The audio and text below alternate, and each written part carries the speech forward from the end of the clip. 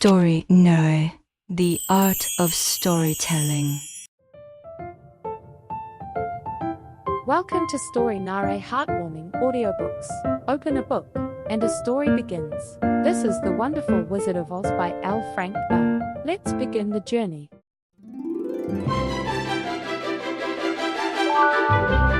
Chapter 1 Whirlwind. Dorothy lived on the Great Plains of central Kansas with her Uncle Henry, a farmer, and his Aunt Em, the farmer's wife. Their house was small, built of lumber that had been transported miles by wagon. 4 walls, a floor and a roof make up one room. The room contained a rusty cooking stove, a shelf with dishes on it, a table, 3 or 4 chairs, and beds. Uncle Henry and Aunt Em occupied the large bed in one corner, and Dorothy occupied the small bed in the other corner. There were no attics or basements, just a small hole in the floor that the family used as a shelter. When a great tornado came that would destroy every building in its path, all you had to do was open a small door in the floor and go down a ladder into a small, dark hole. Dorothy stood in the doorway and looked around, but saw nothing but a vast plain of grey in all directions. The sky and the ground stretched out wide and long in all directions, and there was not a single tree or house to break this scenery. The sun was baking the fields with its grey weight. The sun burned the tips of the long blades of grass until everything in sight was the same shade of grey, so that even the grass was not green. The house had been painted once, but the sun had made the paint fade. The rain had washed it away, so the house was now just a gloomy grey colour. When Mrs. M came to live here, she was a young and pretty wife, but the sun and wind changed her too. He took her sparkling eyes away and left them a dull grey, and he also changed the redness of her cheeks and lips to grey. She was very gaunt and had never smiled before. When Dorothy, an orphan, first came to visit, Aunt Em was very surprised by the child's laughter, so whenever Dorothy's cheerful voice reached her ears, she would scream in surprise, put her hand on her heart, and keep looking at the little girl, hoping that she would burst out laughing more. Uncle Henry didn't laugh either. I worked hard from morning to night and never knew any joy. He too was grey, from his long beard to his worn-out boots. He was strict and solemn, and spoke little. It was Toto who made Dorothy smile and kept her from turning grey like everything around her. Toto wasn't grey. Toto has long silver fur and his funny little. It was a small black puppy with small, black eyes that twinkled brightly next to its nose. Dorothy loved Toto very much because Toto played with her all day long. But today they couldn't play together. Uncle Henry sat by the door, looking anxiously at the sky, which was greyer than usual. Dorothy also stood at the doorway, holding Toto in her arms, and looked up at the sky together. Mrs. M was doing the dishes. With the low murmur of the wind coming from the far north, Uncle Henry and Dorothy saw the grass bend low and ripple. A wind blew with a sharp whistle from the south, and when they turned their eyes in that direction, they could see the grass waving in that direction too. Suddenly Uncle Henry stood up. And there's a tornado coming. I'll go check on the cattle for a bit. Then I ran straight to the barn where the cows and horses were. Mrs. M stopped what she was doing and came out to the door. She knew at a glance that danger was imminent. She shouted, "Quick, Dorothy, run to the basement!" Then Toto jumped out of Dorothy's arms and hid under the bed, and Dorothy chased after him. A very surprised Mrs. M opened the door in the floor and climbed down the ladder into a small dark hole. Dorothy finally caught Toto and started following the woman. As Dorothy was halfway across the room, she heard a loud scream of wind, and the house shook so violently that she tripped and fell to the floor. Then something strange happened. The house spun around 2 or 3 times and then slowly began to rise into the air. Dorothy felt like she was going up in a balloon. The winds blowing from the north and south met where the house stood, creating the exact center of the whirlwind. The center of the whirlwind was calm, but the tremendous pressure of the winds, coming from all directions, caused the house to rise higher and higher toward the top of the whirlwind. Dorothy's house stayed at the top of the whirlwind and flew farther and farther away like a feather. It was very dark and the wind howled terribly around her, but Dorothy knew she was holding up pretty well. After a few initial turns and a few more rocking, Dorothy felt herself being gently rocked like a baby in a cradle. Toto didn't like it. He paced around the room, barking loudly. But Dorothy sat still on the floor and waited quietly to see what would happen. Toto got too close to the basement door and ended up falling. The little girl thought she had lost Toto, but soon saw one of Toto's ears poking out above the hole in the basement. The enormous air pressure lifted him up and kept him from falling. Dorothy crept towards the cellar hole, grabbed Toto by the ear, dragged him into the room, and closed the door in the floor to prevent any more incidents. As time went by, Dorothy slowly overcame her fears, but she felt very lonely, and the wind was screaming at her so loudly that it was deafening. At first, Dorothy thought that if the house fell back to the ground, she would be shattered too. But as time passed and the terrible things stopped happening, Dorothy decided to stop worrying and just wait quietly to see what would happen next. Dorothy crawled across the shaky floor to her bed and lay down there, and Toto followed her and lay down next to her. The house shook and the wind howled, but Dorothy soon closed her eyes and fell asleep.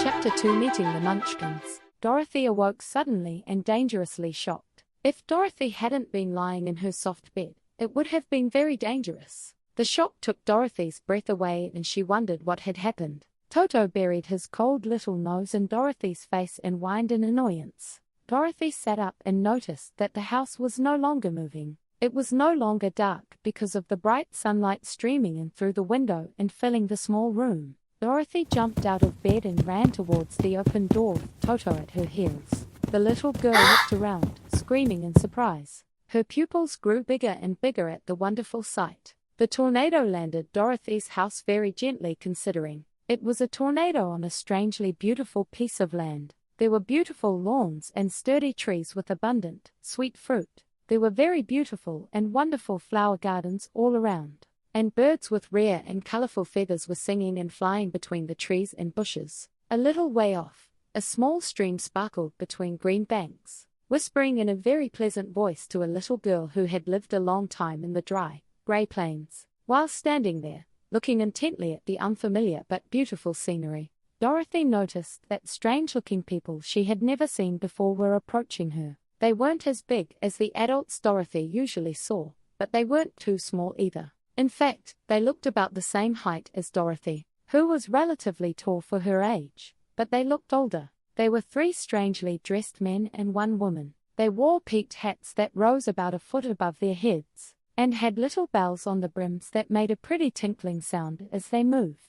The men's hats were blue, and the women wore white hats and white gowns with pleats hanging from their shoulders. The dress was sprinkled with tiny stars that sparkled like diamonds in the sunlight. The men wore blue clothes, the same color as their hats, and shiny, blue boots. Dorothy thought the men were about the same age as Uncle Henry, and 2 of them had beards. But the little woman undoubtedly looked older. Her face was wrinkled, her hair was almost white, and she walked a little stiffly. As they approached the house, Dorothy was standing in the doorway. They stopped walking and whispered to each other as if they were afraid to come any closer. But the little old woman walked straight up to Dorothy, bowed politely, and said in a sweet voice, "Most noble wizard, welcome to the land of the Munchkins. We give you our sincere thanks for killing the wicked witch of the East and freeing us from our bondage." Dorothy had a strange thought as she heard this. That little woman calling herself a sorceress and saying she killed the wicked witch of the East can't be serious,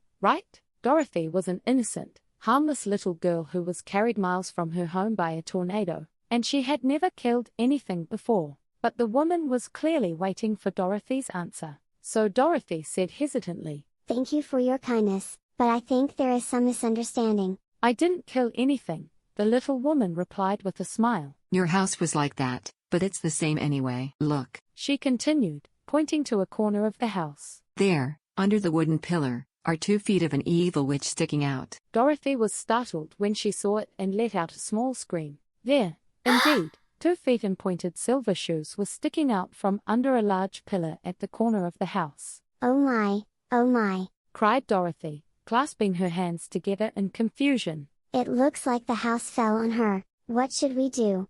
You don't have to do anything. The little woman said quietly. Dorothy asked, "But who is she?"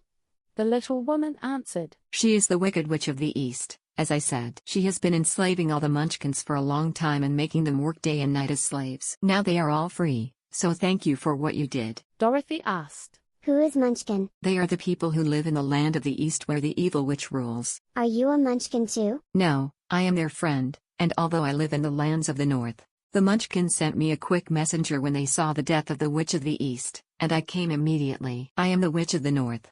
Dorothy shouted. Oh, my goodness, are you really a witch? The little woman replied. Yes, that's true. But I'm a good witch and people like me. I'm not as strong as the evil witch who rules here. If that were the case, I would have set these people free.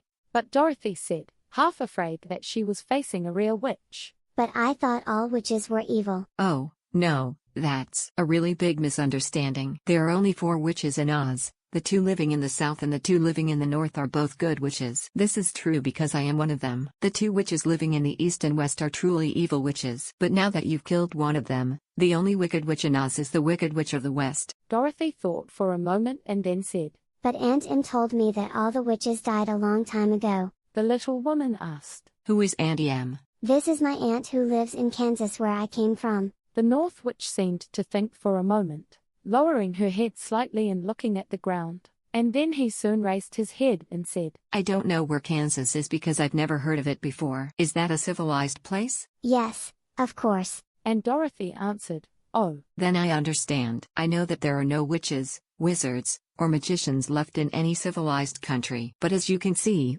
Oz is not at all civilized and is cut off from the rest of the world. So we still have witches and wizards. Dorothy asked. Who are the wizards? The Great Wizard of Oz, the witch, answered in a whisper. He is more powerful than all of us combined. He lives in Emerald City. Dorothy wants to ask another question. The Munchkins, who had been standing quietly, suddenly shouted and pointed to the corner of the house where the evil witch was lying. What is this? The dead witch's legs were completely gone, leaving nothing but silver shoes. The dead witch's legs were completely gone, leaving nothing but silver shoes. The North Witch explained. She is very old, so she dries out so quickly in the sun. This is her last. So now those silver shoes are yours. Put them on. She reached out, picked up the shoes, shook them to shake off the dust, and handed them to Dorothy. One of the Munchkins said, The Witch of the East was very proud of her silver shoes. What magic is in these shoes? But we have no idea what it is. Dorothy took the shoes into the house and placed them on the table. Then he returned to the Munchkins and said, I really want to go back to my aunt and uncle. They must be worried about me. Can you help me find my way back? Then the Munchkins and the witch looked at each other, then back at Dorothy and shook their heads. One of them said, Not far from here to the east is a huge desert, and no one who tried to cross it survived. Another one said, It's the same in the south. I've been there and seen it. The south is the land of the Quadlings. Then the third man said, I bet it's the same in the west. There live the Winkies, and a wicked witch of the west rules. If you try to pass by there, she will try to make you her slave. The witch also said, I live in the north, but there is a huge desert there that surrounds Oz. I'm really sorry, but I guess you'll have to live here with us. After hearing everyone's words, Dorothy felt lonely among all these strangers and began to sob.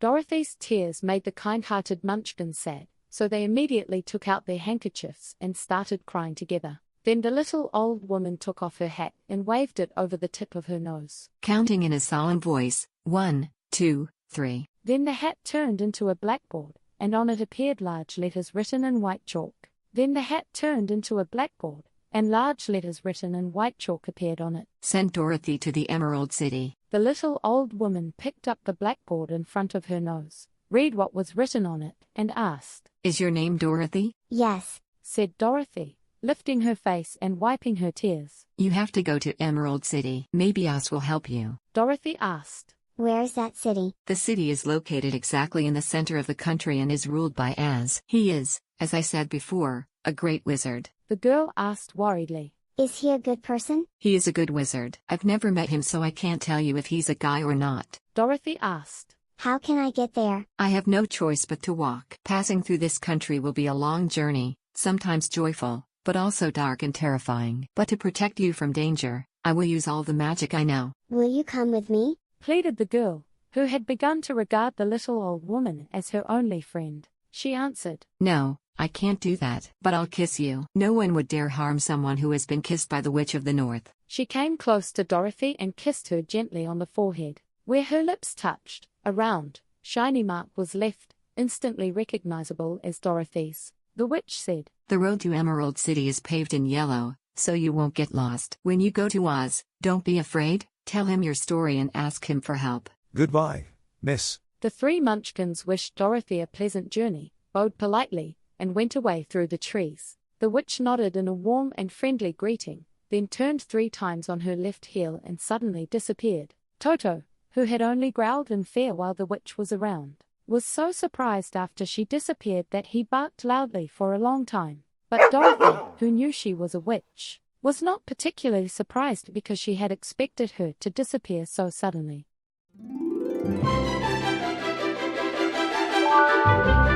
Chapter 3 How did Dorothy save the Scarecrow? When Dorothy was left alone, she began to feel hungry, so she went into the kitchen, cut off some bread, spread some butter on it, and ate it, and gave some to Toto too. Then he took a bucket from the shelf, took it to a small stream, and filled it with sparkling clear water. Toto ran to where the trees were and barked at the branches where the birds were sitting. Dorothy went to pick up Toto and saw some really delicious-looking berries hanging from a tree branch. So she thought it would be nice to pick some and eat them for breakfast. Dorothy returned home and enjoyed a refreshing drink of cool, clean water with Toto, then prepared to set off on her journey to the Emerald City. Dorothy had only one spare set of clothes, which happened to be washed and hanging on a nail next to her bed. The dress was a gingham dress with a white and blue check pattern. It had been washed several times so the blue had faded a little, but it was still a pretty dress. Dorothy washed herself carefully, put on a clean gingham dress, and put a wide-brimmed pink hat on her head. He carried a small basket filled with bread and covered with a white cloth. Afterwards, he looked down at his feet and realized how worn and old his shoes were, and he became nervous. Dorothy said, These shoes will definitely not last a long trip, Toto. Toto looked up at Dorothy with his small, dark eyes and wagged his tail as if he knew what she meant. At that very moment, Dorothy saw the silver shoes that had belonged to the Wicked Witch of the East lying on the table. Dorothy said to Toto, I wonder if those shoes will fit my feet. Those shoes will be fine even if I walk for a long time without wearing them out. Dorothy took off her old leather shoes and tried on silver ones. It fit her feet perfectly, as if it were made for Dorothy. Dorothy got up with her basket. Follow me, Toto. We must go to the Emerald City and ask the Great Oz how to get back to Kansas. Dorothy closed and locked the door, then carefully placed the key in her dress pocket. And then she started her journey with Toto following behind her at a brisk pace. There were a few paths nearby, but it didn't take long before I found a yellow brick road. In a moment, Dorothy was walking briskly toward the Emerald City, her silver shoes clicking joyfully on the yellow pavement. The sun was shining brightly and the birds were singing beautifully, so Dorothy didn't feel as bad as you might think a little girl who was suddenly thrown into a strange land far from where she lived would feel. As Dorothy walked, she was amazed at how beautiful the scenery around her was. Next to the road was a neat fence painted a lovely shade of blue, and behind it were fields full of grain and vegetables. It was clear that the Munchkins were excellent farmers. After a while, Dorothy passed by a house, and the people living there came out to see her and greeted her politely. It seemed like everyone knew that Dorothy had killed the Wicked Witch and freed them from their bonds. The Munchkins' home was a strangely shaped house, round in shape and covered with a large dome. In this eastern country, all the houses were painted blue, as if blue was the favorite color. Towards evening, Dorothy, tired from her long walk, began to wonder where to spend the night. She went to a house that was bigger than the others. Many men and women were dancing on the green grass in front of the house. 5 musicians were playing very loudly, people were laughing and singing, and a large table next to them was filled with delicious fruits, pies, cakes, and other delicious things. The people greeted Dorothy warmly, invited her to dinner and asked her to stay the night with them. This was the home of one of the wealthiest of the Munchkins, and his friends were gathered together to celebrate their freedom from the bonds of the evil witch. Dorothy ate her dinner to her heart's content, served by a rich Munchkin named Bok. After dinner, I sat in an armchair and watched people dance. Bok looked at her silver shoes and said, You are clearly a great wizard. And said, Why do you think so? Asked Dorothy. Because you killed the Wicked Witch and are wearing her silver shoes and you are wearing a white dress. And besides, you're wearing a white dress. Only witches and wizards wear white. Then Dorothy said, smoothing out the wrinkles in her dress. My dress is a blue and white, said Bok. Thank you so much for wearing it like that. Blue is the color of the Munchkins, and white is the color of the witch. So we knew you were a friendly witch to us. Dorothy didn't know what to say about everyone thinking she was a witch, because she knew all too well that she was just an ordinary little girl who had the chance to come to a strange land by a whirlwind. When Dorothy got tired, Bok took her into the house and gave her a room with a pretty bed. Dorothy slept soundly until morning in a bed made of blue cloth. Toto also curled up on the blue carpet next to her and fell asleep. After a hearty breakfast, Dorothy was delighted to see the tiny Munchkin baby playing with Toto, pulling at his tail, screaming and laughing loudly. Toto was a great curiosity to everyone here who had never seen a dog before. Dorothy asked, "How far is the Emerald City from here?" Bok asked seriously. I don't know much about it because I've never been there. If you don't have anything to do with Oz, it's better to stay away from Oz as much as possible. But the road to the Emerald City is quite a long one, taking several days. This country is rich and fun, but you will have to go through difficult and dangerous places to reach your destination. Dorothy was a little worried at this, but she was determined not to turn back, knowing that only the Great Oz could help her get back to Kansas. She said goodbye to her friends and started walking down the yellow brick road again. After walking a few miles, Dorothy decided to take a break. Then he climbed up on the fence by the side of the road and sat down. Behind the fence was a very large cornfield, and not far away I saw a scarecrow hanging high on a pole to protect the ripening corn from birds. Dorothy sat with her chin on her hand and looked at the scarecrow carefully. The scarecrow's head was made by filling a small sack with rags and drawing eyes, a nose, and a mouth to make a face. An old pointed blue hat, probably belonging to some munchkin, sat on his head. He was also wearing an old, faded blue suit with rags stuffed inside. On his feet he was wearing old blue boots, like everyone else here. A pole was stuck in his back, so his entire body was raised higher than the corn stalks. Dorothy was staring intently at the grotesquely drawn face of a scarecrow when one of the scarecrow's eyes slowly winked at her. At first Dorothy thought she was mistaken, because scarecrows in Kansas never winked. But soon the scarecrow nodded and greeted her. Dorothy immediately jumped down from the fence and walked over to it, while Toto circled around the pole and barked, "Hello." in a slightly hoarse voice. Can you tell? The scarecrow answered. "Of course, nice to meet you." Dorothy replied politely. I'm glad to see you too, said the scarecrow with a smile. "It's really boring standing here day and night trying to scare the birds away." Dorothy asked. Can't you get down from there? "I can't get down because this pole is stuck in my back. I would really appreciate it if you could help me get off this pole." Dorothy stretched out her arms and lifted it off the pole. It was very light, probably because it was filled with rags. The scarecrow spoke as it was placed on the ground. "Thank you so much. I feel like a new person." Dorothy was puzzled by the situation where the ragman was talking, greeting, and standing next to her. The scarecrow stretched and yawned, asking, "Who are you? Where are you going?" My name is Dorothy, and I am going to the Emerald City to ask the Great Oz to send me back to Kansas. He asked. "Where is the Emerald City? And who is Oz?" asked Dorothy in surprise. No, you don't know. He answered in a sad voice. "Yeah, I really don't know. I don't know anything. As you can see, I'm full of rags." And I don't have a brain at all. The scarecrow asked. "If I go to the Emerald City with you?" Dorothy answered. I don't know, but if you like, you can come with me. Even if Oz didn't give you a brain, you wouldn't be any worse off than you are now. "Yes, that's true," he said, his voice lowering. "I don't really care if my body, arms and legs are filled with rags. Because I don't get hurt. If someone steps on my toe or pricks me with a pin, it doesn't matter because I don't feel it. But I hate it when people call me stupid. How could I not know that if I had a brain like you instead of a rag in my head?" The girl said to him, feeling very sorry. I know how you feel. If you come with me, I will ask Oz to do everything he can for you. "Thank you." They turned back to the road.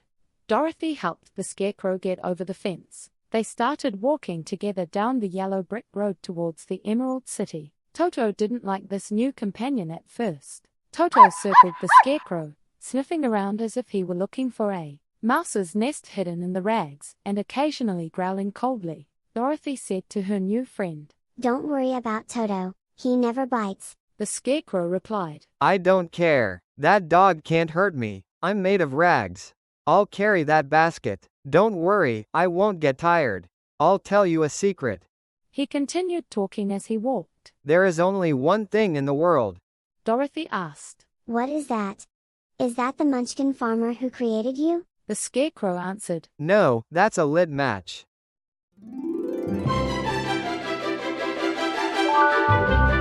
Chapter 4: The Path Through the Forest.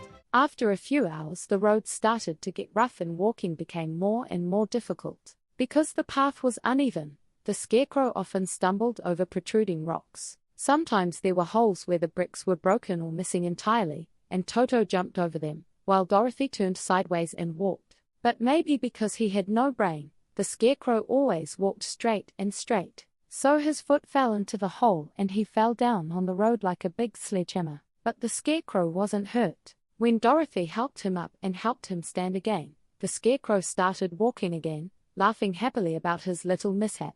The surrounding fields were much more barren than they had been. There were far fewer houses and trees there, and the further we went, the drier and more desolate the landscape became. About noon they sat down on the roadside overlooking a small stream. Dorothy took some bread out of the basket. She offered the Scarecrow a piece of bread, but he declined. I'm never hungry, my mouth is just drawn. So that's a good thing. If I put a hole in my mouth and try to eat something, the rags inside me will try to come out.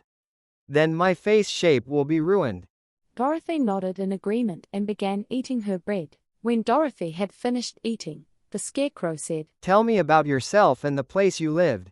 So she told him about Kansas, and how everything was gray there, and how a whirlwind had brought her to this wonderful land of Oz. The Scarecrow listened carefully and then said, I don't understand why you would leave this beautiful place and go back to that dry, gray place.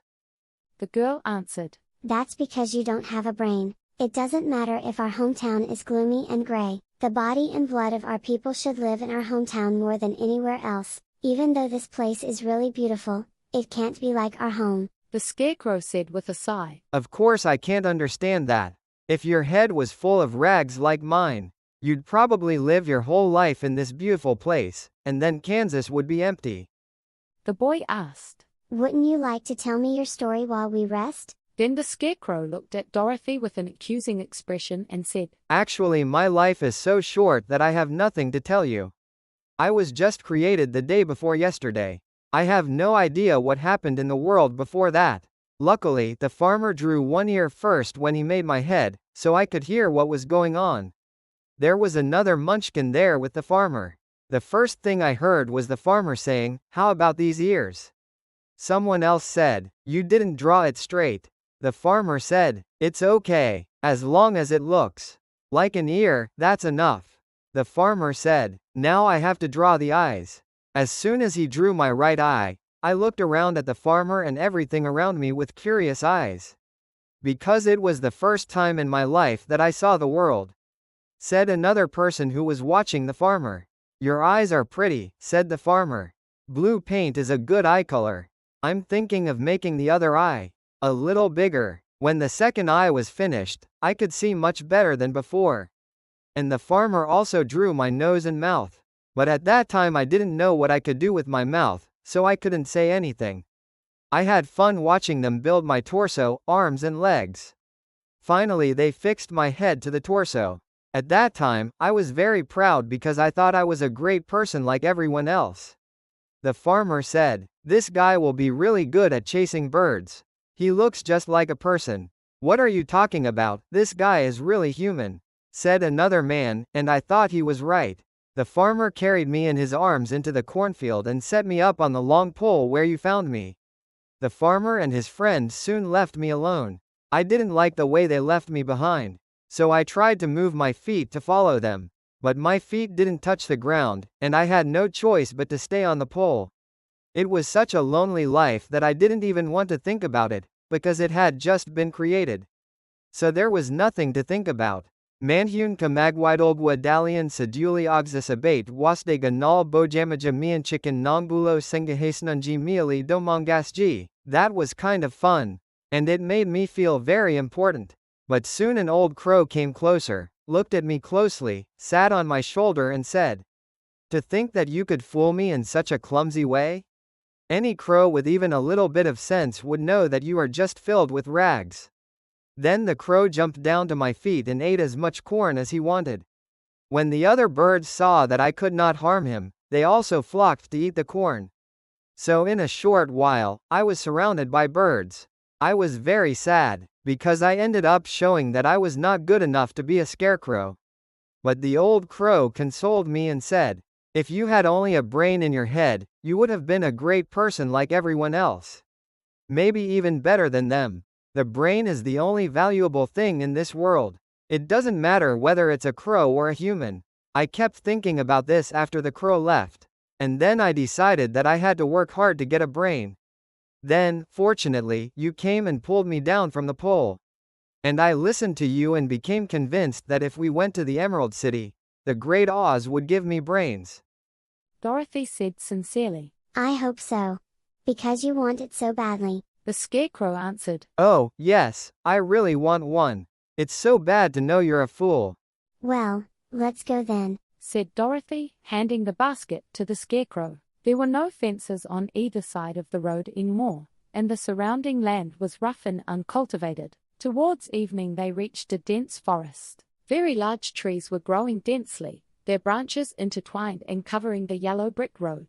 The forest was as dark as midnight, with the tree branches blocking out the sunlight. But these travelers did not stop walking and entered the forest. The Scarecrow said, "If there is a way in, there must be a way out."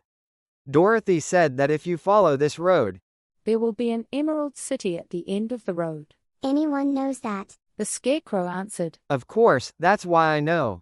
If it took a brain to figure that out, I would never have said that.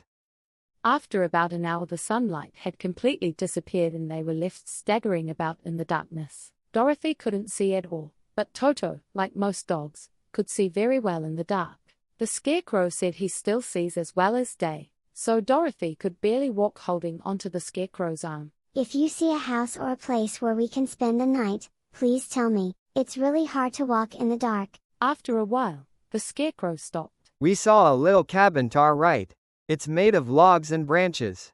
Should we go there? Yeah, I'm really tired. So the Scarecrow led Dorothy through the thick trees until they reached the cabin. Upon entering the house, Dorothy found a bed of dry leaves in one corner. She immediately fell into bed and fell into a deep sleep with Toto. But the Scarecrow, who never tires, stands in another corner and quietly waits for the morning to come.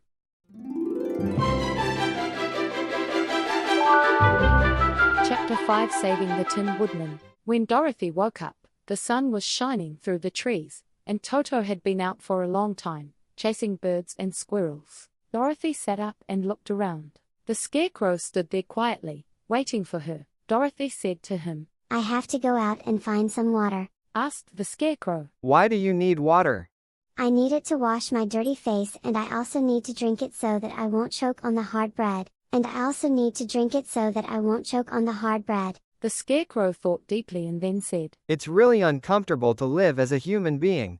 You have to sleep, eat, and drink. But you have a brain, so that's worth more than a lot of other inconveniences. They left the cabin and walked through the trees until they found a spring of clear water. There Dorothy drank water, washed her face, and ate breakfast. She noticed that there was not much bread left in her basket.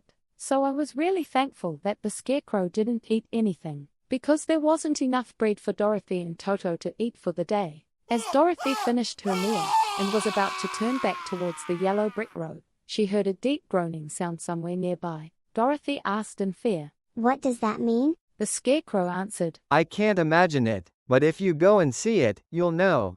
Just then they heard another groan, which seemed to come from behind them. As they turned and walked a few steps into the forest, Dorothy noticed something shining in the sunlight streaming through the trees. She ran towards it, then suddenly stopped and screamed in surprise. A huge tree was half cut down, and next to it stood a man made entirely of tin, holding an axe in his hand. His head, arms, and legs were all connected to his torso, and he stood motionless, as if he could not move at all. Dorothy looked at it with eyes full of wonder, and so did the Scarecrow. But Toto barked so fiercely that he bit the tin leg, but it only hurt his teeth. Dorothy asked, Did you moan? The Tin Man answered, Yeah, I did. I've been moaning for over a year, but no one has heard me or come to my aid. How can I help you? Dorothy asked kindly, moved by the man's sad voice. he answered. Get a can of oil and grease my joints. They are so rusted I can't move at all. Once you grease it, I'll be able to move again in no time. You can find the oil can on the shelf in my cabin. Dorothy ran straight to the cabin, found the oil can, and came back. Then she asked anxiously, Where can I oil it? The Tin Woodman answered. First, oil my neck. So Dorothy put oil there, but it was so badly rusted that the Scarecrow had to hold the Tin Woodman's head and turn it from side to side until it moved smoothly, and only then could the Tin Woodman move his head on his own. Now put oil on my arm. Dorothy oiled both arms, and the Scarecrow carefully bent and straightened his arms until they moved as well as new. The Tin Woodman sighed in satisfaction, then lowered the axe he had been holding and leaned it against the tree. He said, Oh, now I really feel like I can live. I've been holding that axe in the air ever since it started to rust. I can't tell you how happy I am to finally be able to put the axe down. Now just oil my legs and I'll be fine again.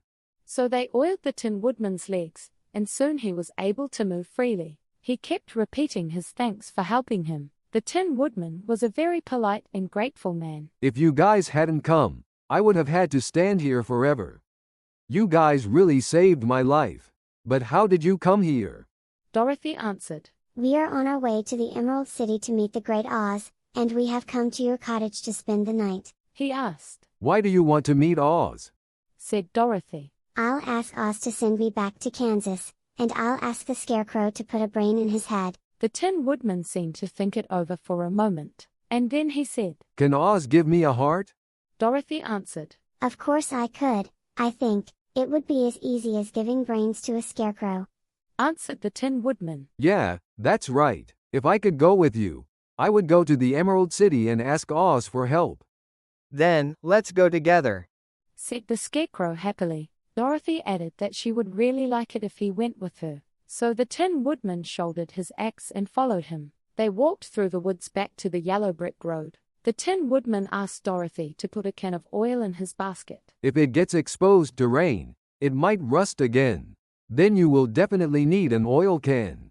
It was really lucky to have a new friend with them, because as soon as they started to travel again, they reached a place where the trees were so thick and the branches covered the road that it was impossible to pass. But the Tin Woodman began to cut down the trees with his axe, and in no time he made a path large enough for everyone to pass through together. Dorothy was so lost in thought as she walked that she didn't notice the Scarecrow stumble into a hole and roll over onto the side of the road. The Scarecrow had to call out loud to Dorothy to help him stand up. The Tin Woodman asked, Why don't you go around the hole? The Scarecrow answered cheerfully, I didn't really know. As you know, my head is filled with rags. That's why I'm going to Oz and asking for brains, said the Tin Woodman. Oh, I see. But the brain isn't the most precious thing in the world, asked the Scarecrow. Then you have a brain? Asked the Tin Woodman. No, my head is completely empty. But once upon a time I had a brain along with a heart. If I had to choose between the two, I would rather have a heart. The Scarecrow asked, Why do you think so? I'll tell you my story, and you'll know why. So as they walked through the forest, the Tin Woodman told them this story. I was born the son of a lumberjack who made a living by cutting down trees in the forest and selling them. When I grew up, I became a lumberjack too. After my father passed away, I lived taking care of my old mother. After my mother passed away and I was left to live alone, I decided to get married. Then you won't be lonely. There was a very beautiful Munchkin girl, and I soon fell in love with her with all my heart. She promised to marry me if I could save enough money to build a better house for her, so I worked harder than before. But the girl lived with her old mother, who did not want her daughter to marry anyone. The old woman was very lazy, so she wanted the girl to stay with her and cook and do housework. So the old woman went to the Wicked Witch of the East and promised her 2 sheep and a cow if she would stop this marriage. Then immediately the evil witch put a spell on my axe. One sunny day, I went to cut down a tree with the desire to get a new house and wife as soon as possible, and the axe suddenly slipped and cut off my left leg. At first I thought this was a great misfortune, because I couldn't work as a woodcutter with only one leg. Guliseo nan dejengjengalo shajagaseo guj yongcholo se dalaleul mandelio dalago haseo. Once I got used to it, the tin bridge worked very well. But my actions angered the wicked witch of the east, who promised the old woman that she would make sure I would not marry the beautiful Munchkin girl. As I started chopping wood again, the axe slipped again and cut off my right leg. I went back to the blacksmith and he made me a bridge out of tin. After that, the enchanted axe cut off my arms one by one. But I didn't give up and turned them all into tin. Then the evil witch made an axe cut off my head. At that time I thought it was all over. But then a blacksmith happened to be passing by and he made me a new head out of tin. So I thought I had defeated the evil witch and worked harder than before. But I had no idea how cruel my enemy was. The witch has come up with a new way to destroy my love for the beautiful Munchkin girl. The axe slipped again and passed right through my body, splitting me in two. The blacksmith came back to help me again and made a body out of tin, and then screwed the tin arms, legs, and head together to make them solid. So I can get around just like before.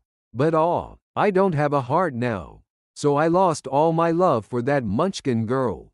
Now I don't care whether I marry her or not. But I think that girl is still living with the old woman, waiting for me to come to her.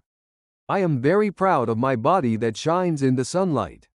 Now, even if the axe slips, it won't hurt me, so it won't be a problem.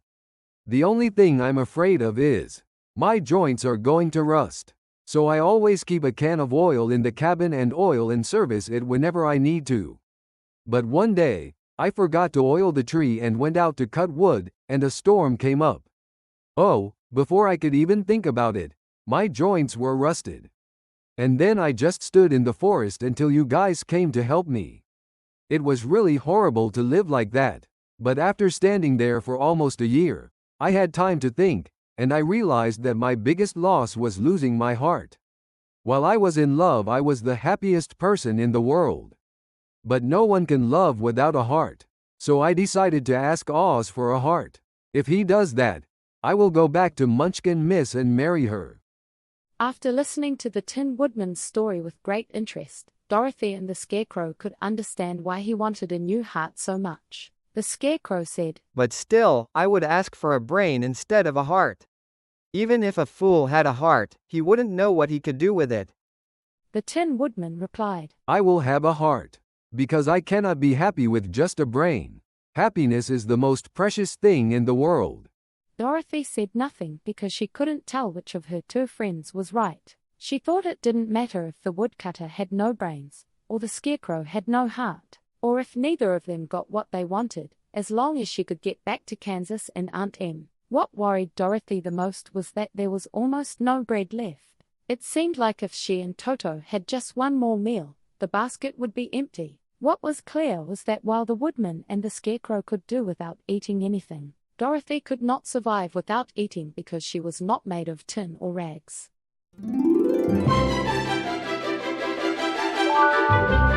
Chapter 6: The Cowardly Lion. Dorothy and her friends continued walking through the dense forest. The road was still paved with yellow bricks, but it was difficult to walk because of the dry branches and fallen leaves from the trees. There weren't many birds in this forest. This may be because birds prefer wide open fields with plenty of sunlight, but sometimes in the forest, the growling of beasts hidden among the trees could be heard. The little girl's heart pounded quickly, not knowing what kind of beast was crying, but Toto seemed to know. Toto walked close to Dorothy and did not bark in response. Dorothy asked the Tin Woodman, "How much longer do I have to go before I can leave this forest?" The woodcutter answered, "I've never been to Emerald City, so I don't know. My father had been there when I was young, and he said that the closer you get to the city where Oz lives, the more beautiful the scenery becomes. But it is a long journey that requires passing through dangerous places to get there. But as long as I have my oil can, I have nothing to fear. And no one will harm the Scarecrow, and you have the good witch's kiss on your forehead, so that will protect you from harm." The girl said worriedly. "But Toto, who will protect him?" answered the Tin Woodman. "If Toto is in danger, we have to protect him." As soon as he finished speaking, a terrible roar was heard from the forest, and immediately a large lion suddenly ran into the road. With one kick from the lion, the scarecrow spun around and flew to the side of the road. Then the lion struck the Tin Woodman with his sharp claws. But the lion was surprised to see that the woodcutter had only fallen on the road and was not injured. Just then, when the enemy appeared before his eyes, little Toto ran towards the lion and barked. When the great beast opened its mouth to bite Toto, Dorothy risked her life by jumping between them, thinking that Toto might die. Then he struck the lion's nose as hard as he could and shouted, "Don't bite Toto. It's shameful for a big beast like you to bite such a small, poor puppy." I didn't bite. The lion answered, rubbing Dorothy's nose with his forepaw. Then Dorothy snapped. "I know, but you were going to bite me. You're just a big coward," the lion said, shaking his head in shame. I know, I always think that way. But how can I avoid being a coward? "I don't know, just think of the poor scarecrow you hit." A scarecrow? Asked the lion, startled. Then he quietly watched Dorothy lift the scarecrow, gently patting and straightening it, trying to bring it back to the way it was. "Yes, it's made of rags," Dorothy replied, still looking angry. The lion muttered, "That's why you fell so easily. I was really surprised to see him fly like that. Then is that guy over there also made of rags?" said Dorothy, helping the Tin Woodman to his feet. "No, he's made of tin," said the lion. So my toenail almost broke off. And it sent goosebumps down my back when it scraped the tin. What is that little beast you love so much? Dorothy answered. "He asked my dog Totoya." The lion asked. Is that puppy made of tin or rags too?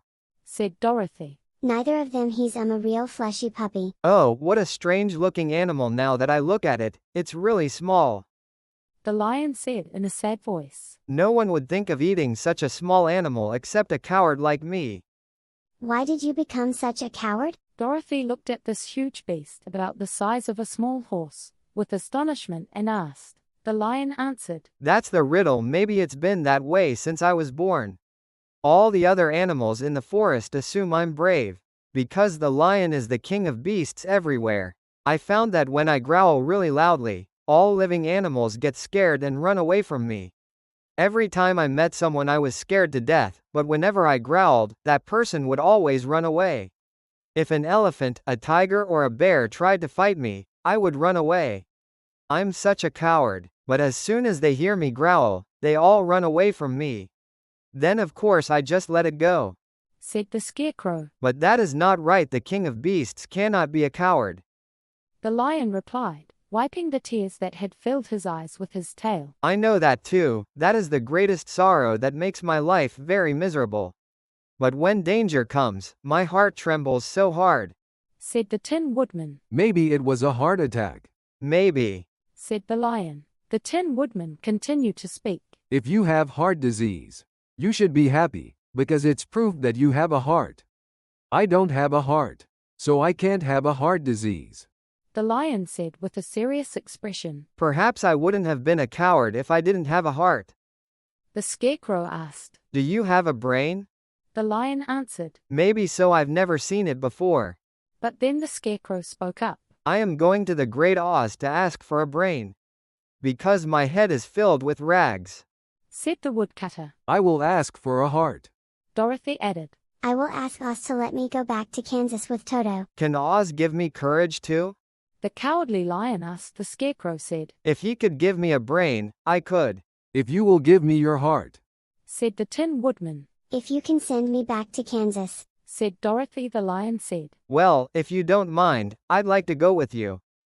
Dorothy answered. "Then we welcome you, because it can keep other ferocious beasts from approaching us. I think those beasts that are so scared of you are much more cowardly than you." The lion said. That's true, really. But that doesn't make me braver.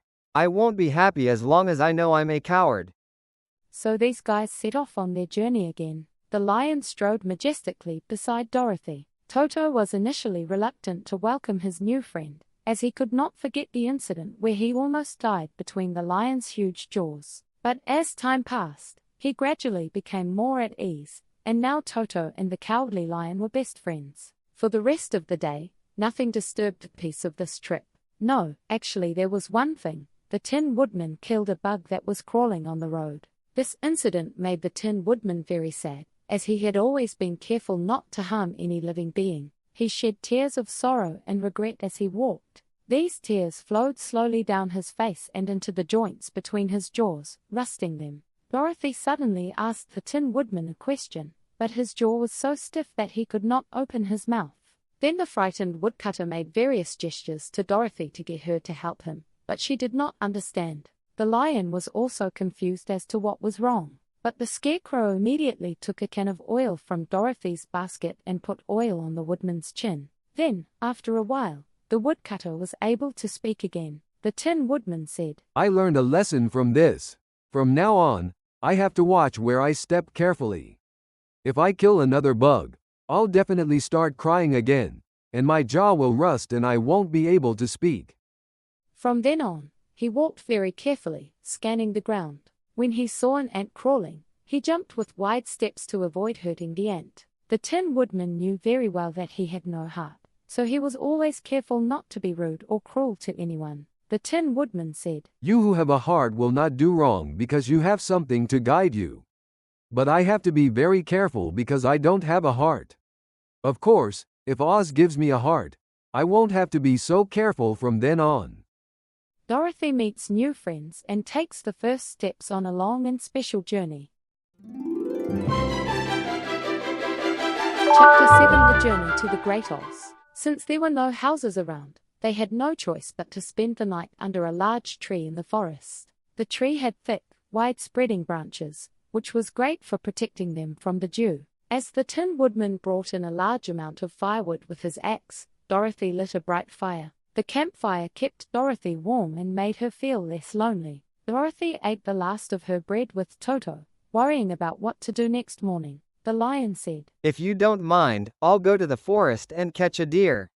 You could roast it and eat it. You have a unique taste for cooked food. Then you can have a great breakfast. The Tin Woodman pleaded, No, please don't do that. If you kill that poor deer, I will surely shed tears, and my jaw will rust again. Then the lion went into the forest and had his own dinner and came back. No one knew what it was because the lion didn't say anything. The Scarecrow found a tree full of acorns and filled his basket with them so that Dorothy would not have to go hungry for a long time. Dorothy thought the Scarecrow was a very kind and thoughtful man, but she couldn't help but laugh out loud at the sight of him picking up acorns. The acorns were very small, and his chubby hands, made of rags, was so clumsy that he dropped more acorns than he put in the basket. But the Scarecrow didn't care how long it took to fill his basket, because I was doing it to stay away from the campfire. The Scarecrow was afraid that even a spark from the rag would burn him up, so the Scarecrow was kept far away from the flames. Only once, I approached Dorothy, who was deeply asleep, to cover her with dry leaves. The fallen leaves were so soft and warm that Dorothy was able to sleep comfortably until morning. When day broke, Dorothy went to a little stream and washed her face, and then they all set out together for the Emerald City. This day was a very eventful day for these travelers. Less than an hour after they started walking, they saw the path cut off by a large valley. Across the valley, the forest and the road continued on. The gap between the cliffs was quite wide. They crawled to the edge of the cliff while lying face down and looked down. The valley was very deep and there were many large, jagged rocks on the bottom. Also, the slope was so steep that I couldn't crawl down. For a moment it seemed as though their journey would end here. Dorothy asked desperately, What do we do now? The Tin Woodman said, I have no idea what to do either. And the lion seemed lost in thought, shaking his lush mane. Then the Scarecrow said, We can't fly, that's a fact. And you can't crawl down there. So, if we can't get over here, we have no choice but to stop here. I think I can jump over there. The Cowardly Lion measured the distance carefully in his mind and then blurted out. The Scarecrow answered, Well then, that's great. You can carry us on your back one at a time. The lion said, Okay, let's give it a try. Who wants to go first? The Scarecrow said readily, All right. If you fail to jump over that ravine, Dorothy may die and the Tin Woodman may be badly damaged by the rocks below.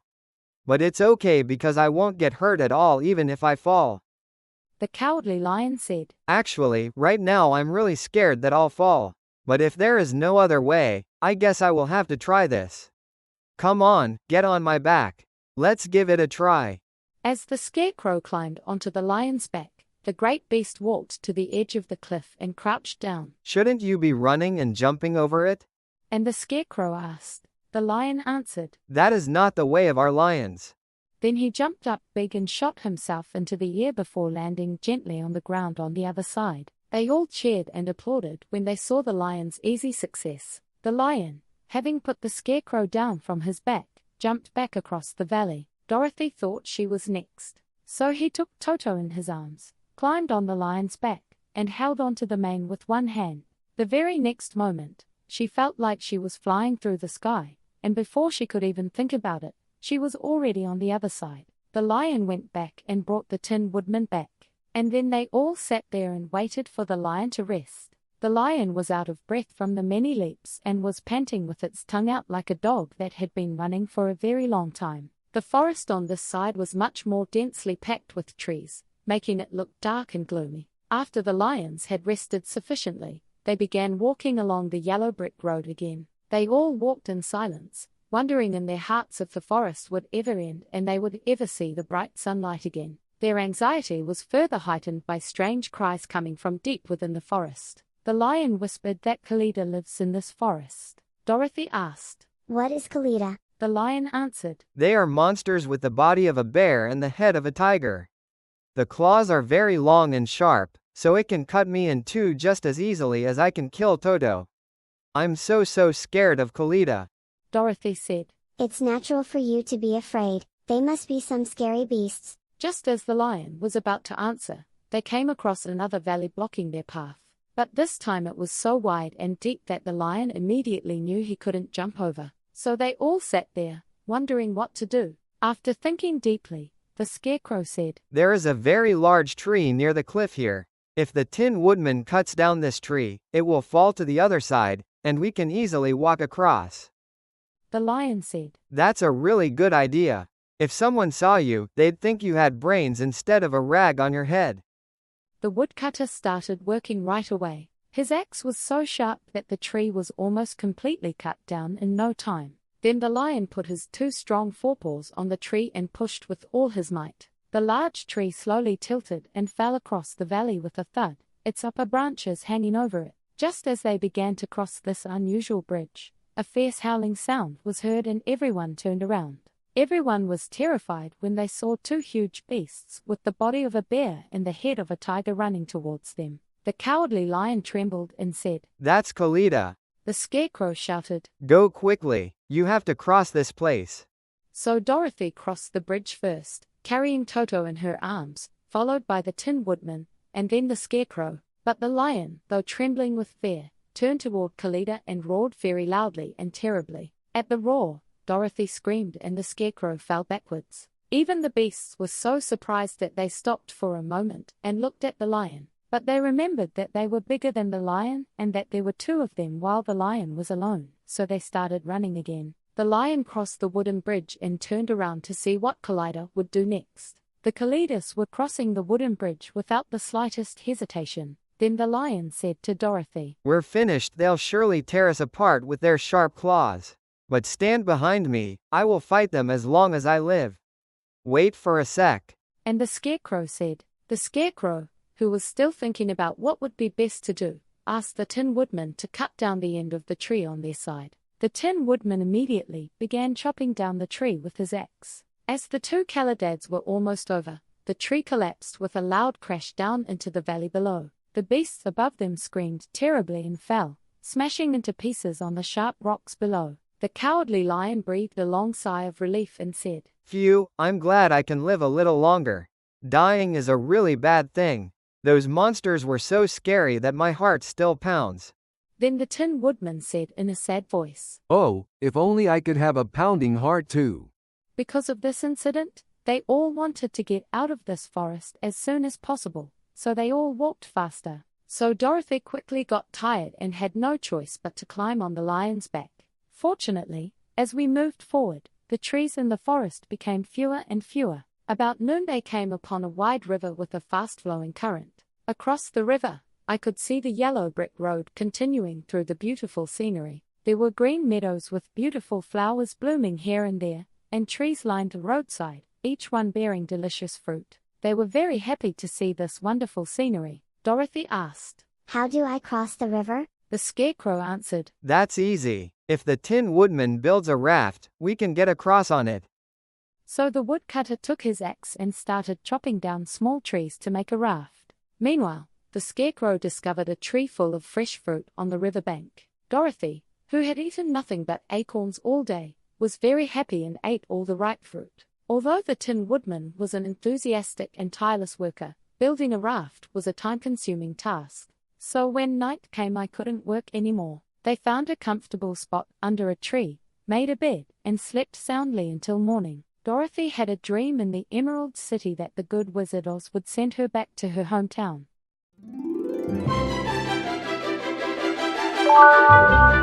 Chapter 8 Poppy Field of Death.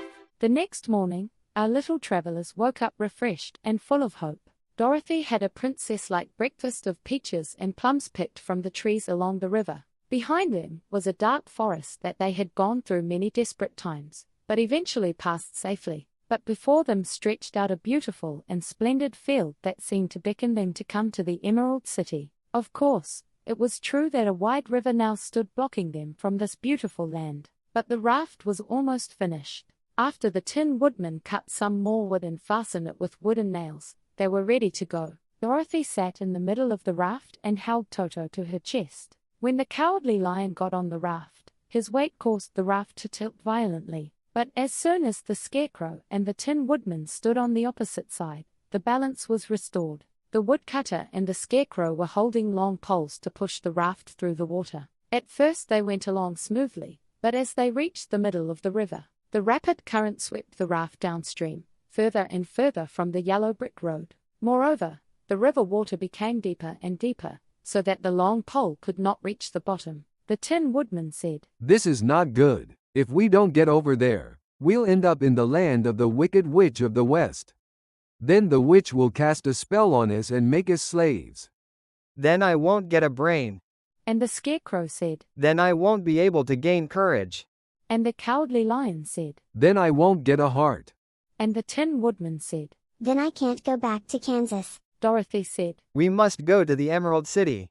The Scarecrow said this and pushed his pole hard, but the pole got stuck firmly in the mud of the river bottom. So before he could pull the pole back or even let go of it, the raft floated away, leaving the poor Scarecrow hanging from the pole in the middle of the river. Bye. And when the Scarecrow shouted, they all felt very sorry for him and had no choice but to leave him behind. In fact, the Tin Woodman burst into tears, but luckily he quickly remembered that he was rusty and wiped his tears with Dorothy's apron. This incident was very unfortunate for the Scarecrow. The Scarecrow thought this. I'm worse off now than when I first met Dorothy. When I was hanging on a pole in the cornfield, I was able to scare the crows anyway.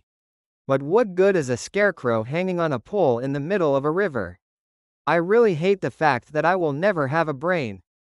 The raft continued to drift downstream, leaving the poor Scarecrow far behind. Then the Lion said, We have to do something to get out of this danger. I think if you guys hold on to my tail, I can swim across the river with the raft in tow. Then, as the lion jumped into the water, the Tin Woodman grabbed hold of his tail. The lion began to swim with all his might towards the riverbank. Even though the lion was big, it was very difficult for him to swim while pulling the raft. But little by little they were getting away from the fast current in the middle of the river. Then Dorothy took the Tin Woodman's pole and pushed the raft with all her might to the riverbank. When they finally reached the riverbank and stood on the beautiful green grass, they were all exhausted. And then they realized that the river had brought them far from the yellow brick road that led to the Emerald City. What should we do now? And the Tin Woodman asked. The lion was lying on the grass drying his body in the sun. Dorothy answered, We have to get back to the yellow brick road somehow. Then the lion added, The best way would be to walk up the riverbank until the path becomes clear again. So after a short rest, Dorothy picked up her basket, and they started walking along the green bank towards the path where the water began to carry them down. It was a very beautiful place, full of beautiful flowers, fruit trees and pleasant sunshine. They would have been very happy if they had not felt sorry for the poor Scarecrow. They walked as fast as they could, except for a moment when Dorothy stopped to pick a beautiful flower. After some time had passed, the Tin Woodman suddenly shouted, "Look over there." As they all turned their eyes toward the river, they could see a Scarecrow hanging on a pole in the middle of the river. He looked very lonely and sad. Dorothy asked, Is there any way to save him? The Lion and the Woodcutter both shook their heads, not knowing what to do. So they sat on the riverbank and just looked at the Scarecrow with sad eyes. At that time, a stork flew by and saw them and landed on the riverbank to rest. The stork asked, Who are you?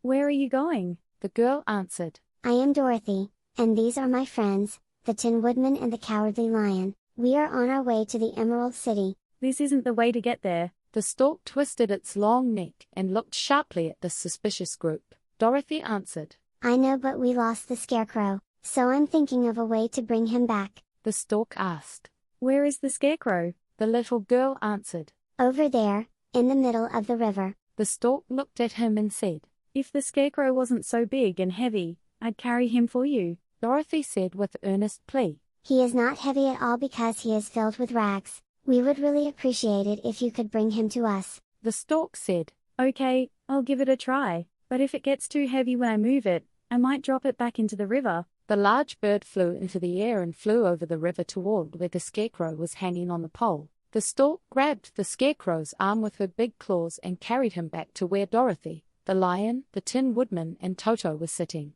The Scarecrow was so happy to see his friends again that he hugged them all, including the Lion and Toto. And he was so excited that he sang at every step as he walked. The Scarecrow said, I was afraid that I would be on the river forever.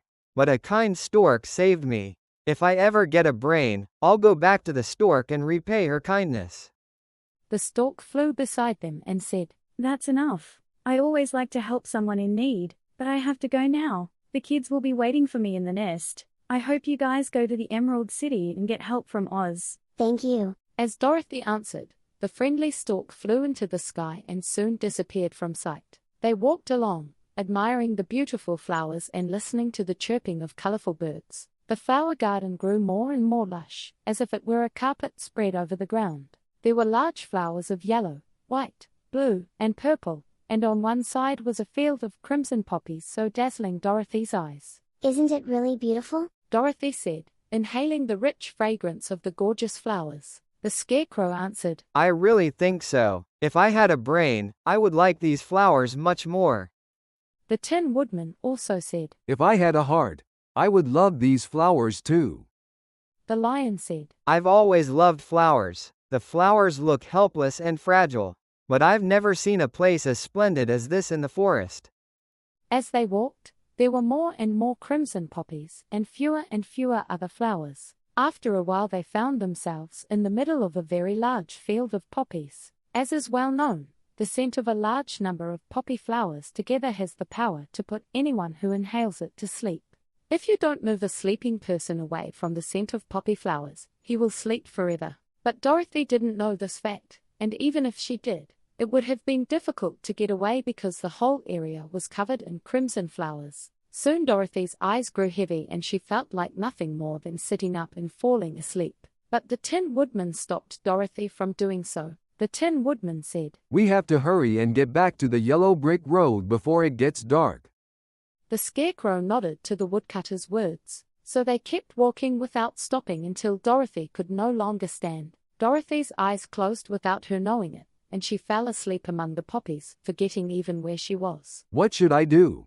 The Tin Woodman asked. The Lion said, If you leave Dorothy here, she'll die. The scent of this flower is trying to kill us all. I can barely open my eyes, but this puppy is already asleep. That was true. Toto was lying asleep next to his master. However, the Scarecrow and the Tin Woodman were not made of flesh like people, so they were not affected by the scent of the flowers. The Scarecrow spoke to the Lion. Run as fast as you can and get out of this death field. We'll take Dorothy with us, but if you fall asleep, you're too big for us to move. Then the Lion came to his senses and ran forward as fast as he could. In an instant he was out of sight. The Scarecrow said, Let's hold hands and make a chair and carry Dorothy. So they lifted Toto, placed him on Dorothy's lap, held each other's hands and made a chair, sat Dorothy on it, and started to walk out of the flower garden. They kept walking, but the giant carpet of death flowers surrounding them seemed like it would never end. As they walked along the riverbank, they found a lion lying asleep among the poppy flowers. Even for a lion of such a large size, the scent of the flower was so strong that it eventually fell down. The place where the lion lay was not far from the border of a poppy field, with a green meadow spread out before his eyes. The Tin Woodman said in a sad voice, "There is nothing we can do for the lion because it is too heavy for us to lift. I guess I'll have to leave him here to sleep forever. Maybe I'll find courage even in my dreams." The Scarecrow said, "It's really sad. The lion, although a coward, was a very good friend. But we have to keep going." They carried Dorothy to a suitable place on the riverbank, far enough away from the poppy field so that the poison of the flower scent would no longer interfere with her breathing. They carefully laid Dorothy down on the soft grass and waited for the fresh breeze to wake her.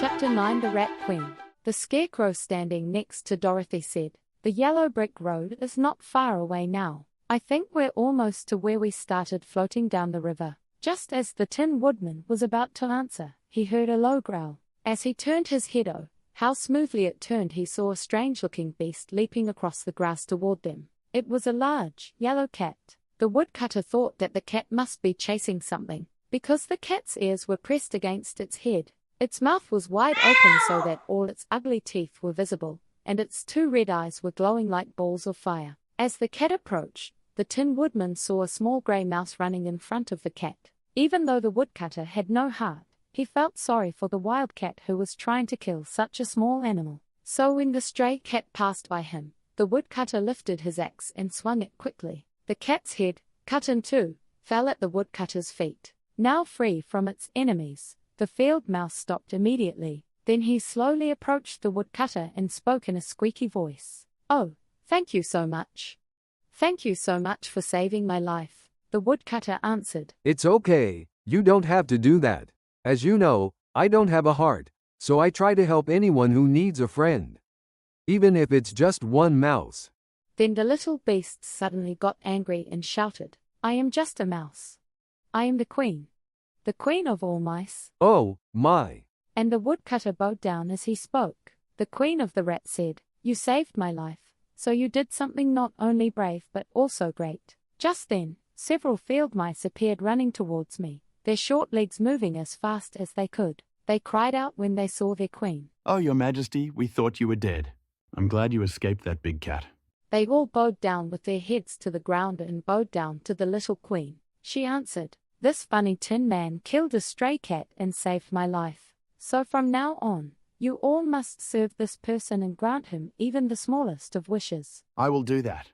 All the mice answered in chorus with trembling voices. But soon I had to run away in all directions. When Toto woke up and saw the mice around him, he barked in joy and jumped into the middle of the mice. Toto has always loved chasing mice since he lived in Kansas. But soon the Tin Woodman caught the puppy and held it in his arms and said to the mice, Come back, Toto won't hurt you." When the queen of the field mice heard this, she put her head out from under the bush and asked in a hesitant voice, "Will that dog really bite us?" The woodcutter said, "You don't have to be afraid because I will hold you and not let you go." Then the mice started creeping out again, one by one. Toto did not bark again, although he bit the woodcutter as he tried to escape from his arms, not knowing that he was made of tin. Finally, the biggest mouse among them spoke. "Is there anything we can do to help you? We would like to repay you for saving our queen's life." The woodcutter answered, "I don't think there is anything." But the scarecrow, who tried to think but couldn't think because his head was full of rags, quickly said, "Oh, there is one thing. Please save our friend the cowardly lion." "He is sleeping in a field of poppies." The little mouse queen screamed, "A lion! He's going to eat us all." Then the scarecrow spoke clearly. "Oh, that's not true. That lion is a coward." The field mouse asked, "Really?" The scarecrow answered, "He said so himself. And he said none of our friends would hurt anyone. If you help us save the lion, I promise he will be kind to you all." The queen said, "Okay then, I'll trust you. So how can we help you?" "Are there many rats who call you queen?" And do they willingly follow your orders? The queen answered, Of course, and there are thousands of us. Then tell them all to gather back here as quickly as possible with long strings. The queen turned to the field mice who were serving her and told them to go and gather all the people at once. As soon as they heard the queen's order, they quickly scattered and ran in all directions. The scarecrow said to the Tin Woodman, Then it would be best for you to go to the river and cut down some trees to make a cart to carry the lion.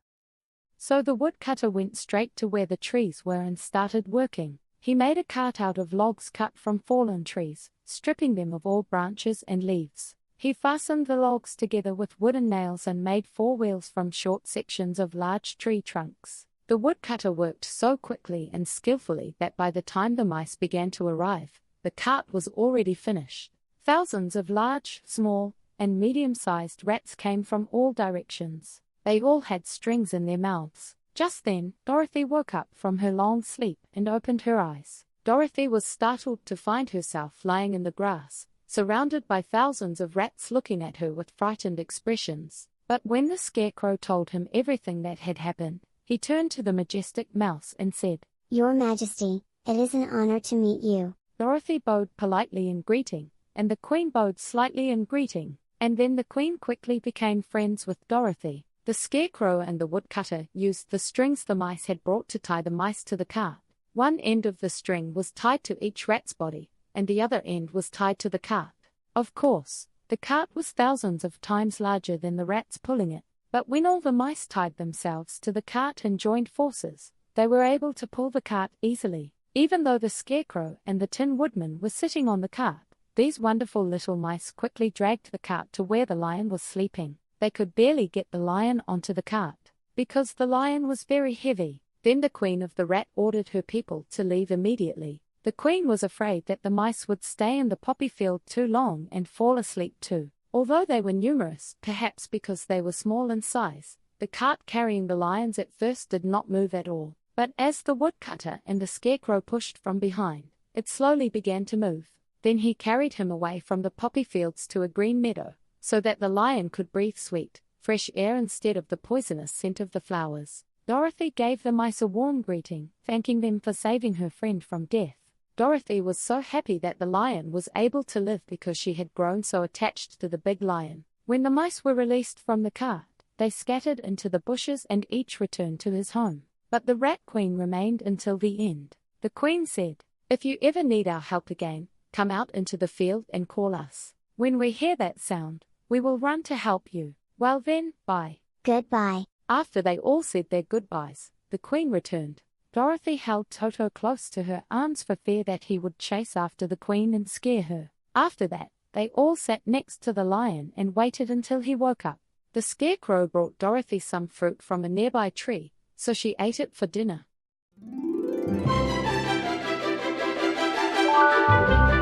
Chapter 10 The Gatekeeper. But when the lion opened his eyes, he rolled down from the cart and was very glad that he was still alive. The lion sat down and yawned, saying, I ran as fast as I could, but the scent of the flowers was too strong. But how did you guys manage to drag me out? So they told the lion how the mice had kindly saved him from death. Then the cowardly lion laughed and said, I always thought I was very big and scary, but something as small as a flower almost killed me, and something as small as a mouse saved my life. This is really interesting, but, friends, what are we going to do now? Dorothy said, We have to keep going until we find the yellow brick road, then you can go to Emerald City. So when the lion was fully recovered and regained his former vigor, they began their journey. It felt so good to walk on the soft, fresh grass. It didn't take long for them to reach the yellow brick road. Then he turned toward the Emerald City where the Great Oz lived. The road was flat and well paved, and the scenery there was beautiful. Moreover, it was a joy to be out of the forest where I had encountered so many dangers in the gloomy shadows. I could see the fences erected on both sides of the road again, but these fences were painted green, and the little houses the farmers lived in were also green. During the afternoon they passed many houses, and sometimes people came out to the door, and looked at them with a curious look, as if they wanted to ask something, but no one approached them or spoke to them because they were very afraid of the big lion. They were all dressed in beautiful emerald green clothes and had pointed hats like the Munchkins. Dorothy said, "This is definitely the land of Oz. It's clear that we're getting close to the Emerald City." The Scarecrow answered, "That's right. Munchkins like blue, but everything here is green. But the people here don't seem as friendly as the Munchkins. I'm worried I won't be able to find a place to sleep tonight." Dorothy said, "I wish I could eat something other than fruit. Toto must be very hungry too. Next time you come to a house, go in there and talk to the people there." So they went to a fairly large farm. Dorothy walked boldly to the door and knocked. A woman opened the door just enough to see his face and said, "Hey kid, what's going on? Why is that big lion walking around with you?" Dorothy answered, "If it's okay with you, I'll stay for one night. That lion is my friend and he won't hurt anyone." The woman opened the door a little wider and asked, "So you're saying it's a tamed lion?" Dorothy said, "Of course, and he's such a coward. He will be more afraid of you than you are of the lion." The woman thought for a moment, then glanced at the lion and said, "Good, come inside. I'll give you dinner and a place to sleep." So they all went into the house. Inside, besides the woman, there were 2 young children and a man. The man was lying on an armchair in a corner with an injured leg. They seemed surprised to see this strange crowd. The man asked while the woman was setting the table. "Where are you all going?" Dorothy said, "I'm going to the Emerald City to meet the Great Oz." The man cried out in surprise. "Oh, my. Do you think Oz will meet you?" Dorothy answered, "Of course, why wouldn't you meet me?" "Because Oz doesn't let anyone enter where he is. I've been to Emerald City many times, and it's such a beautiful and mysterious place. I wanted to see the Great Oz, but I was never allowed to. No, I don't think there's anyone alive who's seen him." The Scarecrow asked, "He never comes out?" "At all. He sat in the great audience room of the palace every day, but none of those who served him ever saw his face in person." Dorothy asked, "What does Oz look like?" The man said, deep in thought, "That's a little difficult to say. As you all know, he is a great wizard and can change himself into any form he wants. So some people say he looks like a bird, some say he looks like an elephant, and some say he looks like a cat. For others, it appears as a beautiful fairy, a brownie chocolate cake, or any other shape he desires. But no one can tell what the real Oz looks like." Dorothy said, "That's really amazing, but we have to meet Oz at any cost. Otherwise our trip would be meaningless." The man asked, "Why do you want to meet that terrifying Oz?" The Scarecrow answered with enthusiasm, "I want a brain from Oz." Then the man said confidently, "Oh, that's nothing to Oz. He has a lot more brains than you'd think." The Tin Woodman said, "I want a heart from Oz." The man continued to speak, "That's not hard for Oz either. Oz has collected hearts of all shapes and sizes." The Cowardly Lion said, "I want to get courage from Oz." The man said, "Oz has a large jar of courage in his palace. He covered the jar with a gold lid to prevent the courage from leaking out. Oz will gladly give you courage." Dorothy said, "I want Oz to send me to Kansas." The man asked in surprise. "Where is Kansas?" Dorothy answered in a sorrowful voice, "I don't know about that, but that place is my hometown. It must be somewhere." "Yeah, that's right. It's okay. Oz can do anything. He'll find Kansas for you. But first I have to meet Oz, and that's a big deal. The great wizard always does what he wants and doesn't like meeting anyone. By the way, what do you want?" he said to Toto. Toto couldn't speak, so he just wags his tail. Then the lady called and said dinner was ready, so they all sat down at the table. Dorothy enjoyed a delicious plate of porridge, scrambled eggs and a plate of soft bread. She enjoyed her meal very much. The lion ate some porridge, but it did not suit his taste. "Porridge is made from oats, and oats are food for horses, not lions," he grumbled. The Scarecrow and the Tin Woodman ate nothing. Toto ate a little bit of everything and was very happy to have a nice meal again. The old woman gave Dorothy a bed to sleep in, and Toto lay down next to her. The lion guarded the door of Dorothy's room to ensure that Dorothy's sleep was not disturbed. The Scarecrow and the Tin Woodman stood quietly in a corner all night, saying nothing, because they could not sleep. The next morning, as soon as the sun rose, they set off, and soon after, they could see the sky shining a beautiful green before their eyes. Dorothy said, "That must be the Emerald City." As they continued to walk, the green light grew brighter and brighter. It finally seemed as though their journey would soon come to an end. but it was already afternoon when we reached the great walls surrounding the city. The walls were very high and thick and were also painted a bright green. As they reached the end of the yellow brick road, a large gate appeared before them. The gate, which was decorated entirely with emeralds, sparkled in the sunlight, so that even the scarecrow's painted eyes were blinded by its brightness. There was a doorbell next to the gate. As Dorothy pressed the button, silver bells began to jingle inside, and the great gate slowly opened. When they all entered the gate, they found themselves in a room with a high arched ceiling and countless emeralds glittering on the walls. In front of them stood a short man, similar to a munchkin. He was dressed in green from head to toe, and even his skin had a green tint. There was a large green box next to him. When the man saw Dorothy and her friends, he asked, "What brings you to the Emerald City?" Dorothy said, "We came to meet the Great Wizard of Oz." The man was so surprised by this answer that he sat down and seemed to be thinking deeply about something. He said, shaking his head in confusion, "No one has asked me to meet Oz in the past few years. Oz is a powerful and scary being. If you interfere with the wise thoughts of the Great Wizard by making lazy and foolish demands, he will become angry and destroy you immediately." The Scarecrow answered, "But our wish is neither foolish nor lazy. It's very important. We've heard that Oz is a good wizard."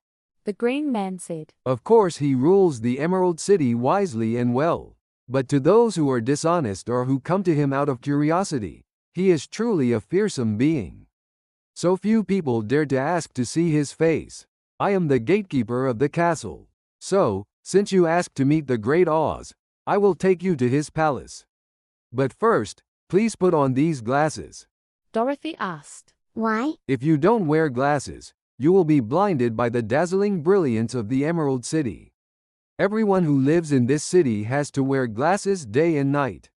Since the city was first built, the citizens' glasses have all been locked by Oz's order, and I have the only key to unlock them."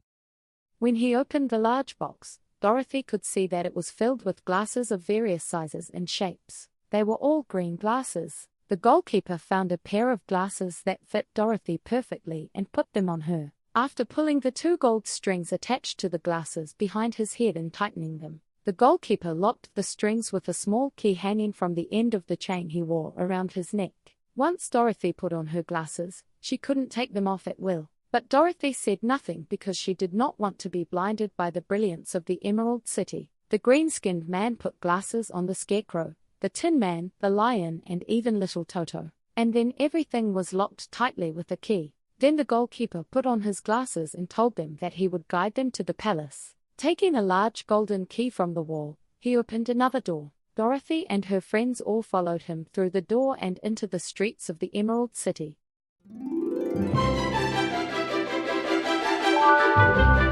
Chapter 11: The Mysterious City of Oz. Despite wearing green glasses, Dorothy and her friends were initially dazzled by the dazzling light of the mysterious Emerald City. The streets are lined with beautiful houses. They also walked along a road paved with green marble. Between the marble blocks, emeralds were tightly lined up and sparkled in the bright sunlight. The windows of the house were all made of green glass. Even the sky above the city was green, and the rays of sunlight streaming down were green. There were a lot of men, women, and children walking along the street, all of them wearing green clothes, and their skin was a greenish color. People looked at this strange group of people with Dorothy and various other figures, Lion, Scarecrow, Tin Man, Puppy, etc., with curious eyes. When the little children saw the lion, they all ran away and hid behind their mothers, but no one spoke to them. There were many shops on the street, and the items were all green. They were selling all kinds of green shoes, green hats, and green clothes, as well as green candy and green popcorn. On one side, a man was selling green lemonade. When the children bought lemonade, Dorothy noticed that all the coins they used were green. There didn't seem to be any animals there, not even horses. Men moved goods in small green carts pushed from behind. Everyone had a happy and contented expression, and it seemed like everyone was living without any lack. The goalkeeper led them through the streets to a huge building located exactly in the center of the city. It was the palace where the Great Wizard Oz lived. Standing in front of the door was a soldier wearing a green uniform and with a long green beard. The goalkeeper said to the soldier, "These visitors want to meet the Great Oz." The soldier answered. Come in. I will let Oz know. So they entered the palace gates and were led into a large room with green carpets and beautiful green furniture decorated with emeralds. Before entering the room, the soldiers were made to wipe their feet clean on a green mat. Then when they were all seated, the soldier said politely, Rest in peace. In the meantime, I will go to the audience room and tell Oz that you are here. Dorothy and her friends waited a long time for the soldier to return. When he finally returned, Dorothy asked, Have you ever met Oz? The soldier answered, Oh no, I have never seen him before, but I conveyed your words while he was sitting behind the curtain. He said that if you really want it, he will meet you, but he said that only one person at a time should enter his presence, and that he would only see one person per day. So you will have to stay in this palace for a few days. We will show you to your room so that you can rest comfortably. Dorothy answered, Thank you, Oz is really kind. As soon as the soldier took out a green whistle and blew it, a young girl in a pretty green silk dress came into the room. The girl had beautiful green hair and green eyes. The girl bowed down before Dorothy and said, Follow me and I will show you to your room. So Dorothy said goodbye to all her friends except Toto, and followed the green girl with Toto in her arms. They had to walk through 7 corridors and climb 3 high steps to reach a room at the front of the palace. That room was the most beautiful little room in the world. Inside the room was a soft, comfortable bed covered with a green silk quilt and green velvet bedspread. In the center of the room, a very small fountain sprayed green perfume into the air like mist, falling into a beautifully carved green marble fountain. There were beautiful green flowers in the window, and on one shelf was a row of small green books. Dorothy opened these books. The book was full of wonderful green pictures and was so funny that Dorothy laughed out loud. In the closet were many green dresses made of silk, satin, and velvet, all of which fitted Dorothy perfectly. The green girl said, Rest in peace. If you need anything, please ring the bell. Oz will call you tomorrow morning. The girl left Dorothy alone and went back to her other friends. The other friends also each received a room in the best part of the palace. Of course, this kind of fancy hospitality was of little use to the Scarecrow. Left alone in the room, the Scarecrow stood like an idiot in a spot inside the door and waited until morning. He couldn't lie in bed and rest, and he couldn't close his eyes. So he spent the whole night watching a little spider weaving a web in a corner of the room, even though it was the nicest room in the world. The Tin Woodman habitually lay in bed because he had memories of when he had a human body, but he was not a being that could sleep, so he spent the whole night moving from side to side to make sure his joints were working properly. The lion did not want to be in a stuffy room because he preferred to sleep on the dry leaves of the forest. But I wasn't the type of person who would let things like this bother me, so I jumped on the bed, curled up like a cat, purred, and fell asleep right away. The next morning, after breakfast, the green maid came to pick up Dorothy. The maid dressed Dorothy in a very pretty silk dress trimmed with green brocade. Dorothy wore a green silk apron and Toto had a green ribbon tied around his neck. And then he set off to the throne room to meet the great Oz. First, when they entered the large banquet hall, there were nobles and ladies dressed in very luxurious clothes. They had nothing to do but talk to each other. Although they were never allowed to meet Oz, they came outside the audience room every morning waiting to be allowed in. As Dorothy entered, they looked at her with curious eyes, and one of them whispered, Are you really going to meet that terrifying Oz? Dorothy answered, Of course, if Oz will meet me. Then the soldier who delivered Dorothy's message to the wizard said, Oh, of course he will meet you, although he doesn't like people who want to meet him. In fact, at first he was very angry and said I had to send him back to you. And then he asked me what I looked like. When I told you about my silver shoes, you seemed very interested. Finally, when I told him about the kiss mark on your forehead, he decided to meet you.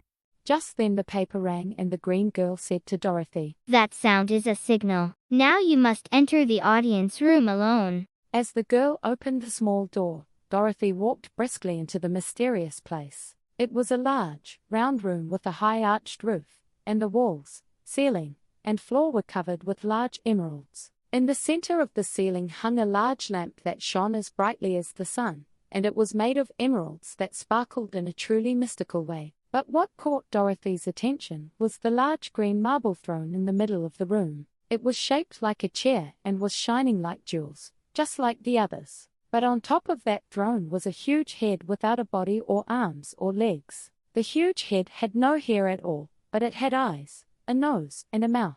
The head seemed much larger than the head of the largest giant in the world. As Dorothy stared at the head in amazement and fear, the eyes of the head slowly turned and looked at her sharply. And as the mouth moved, Dorothy heard a voice. I am Oz, the great and terrible. Who are you, and why have you come to me? The voice coming from that big head wasn't as horrible as Dorothy had expected, so Dorothy took courage and answered. My name is Dorothy, small and fragile. I came here because I need your help. The eyes looked at Dorothy for a long time, as if lost in thought, and then the voice was heard again. Where did you get those silver shoes?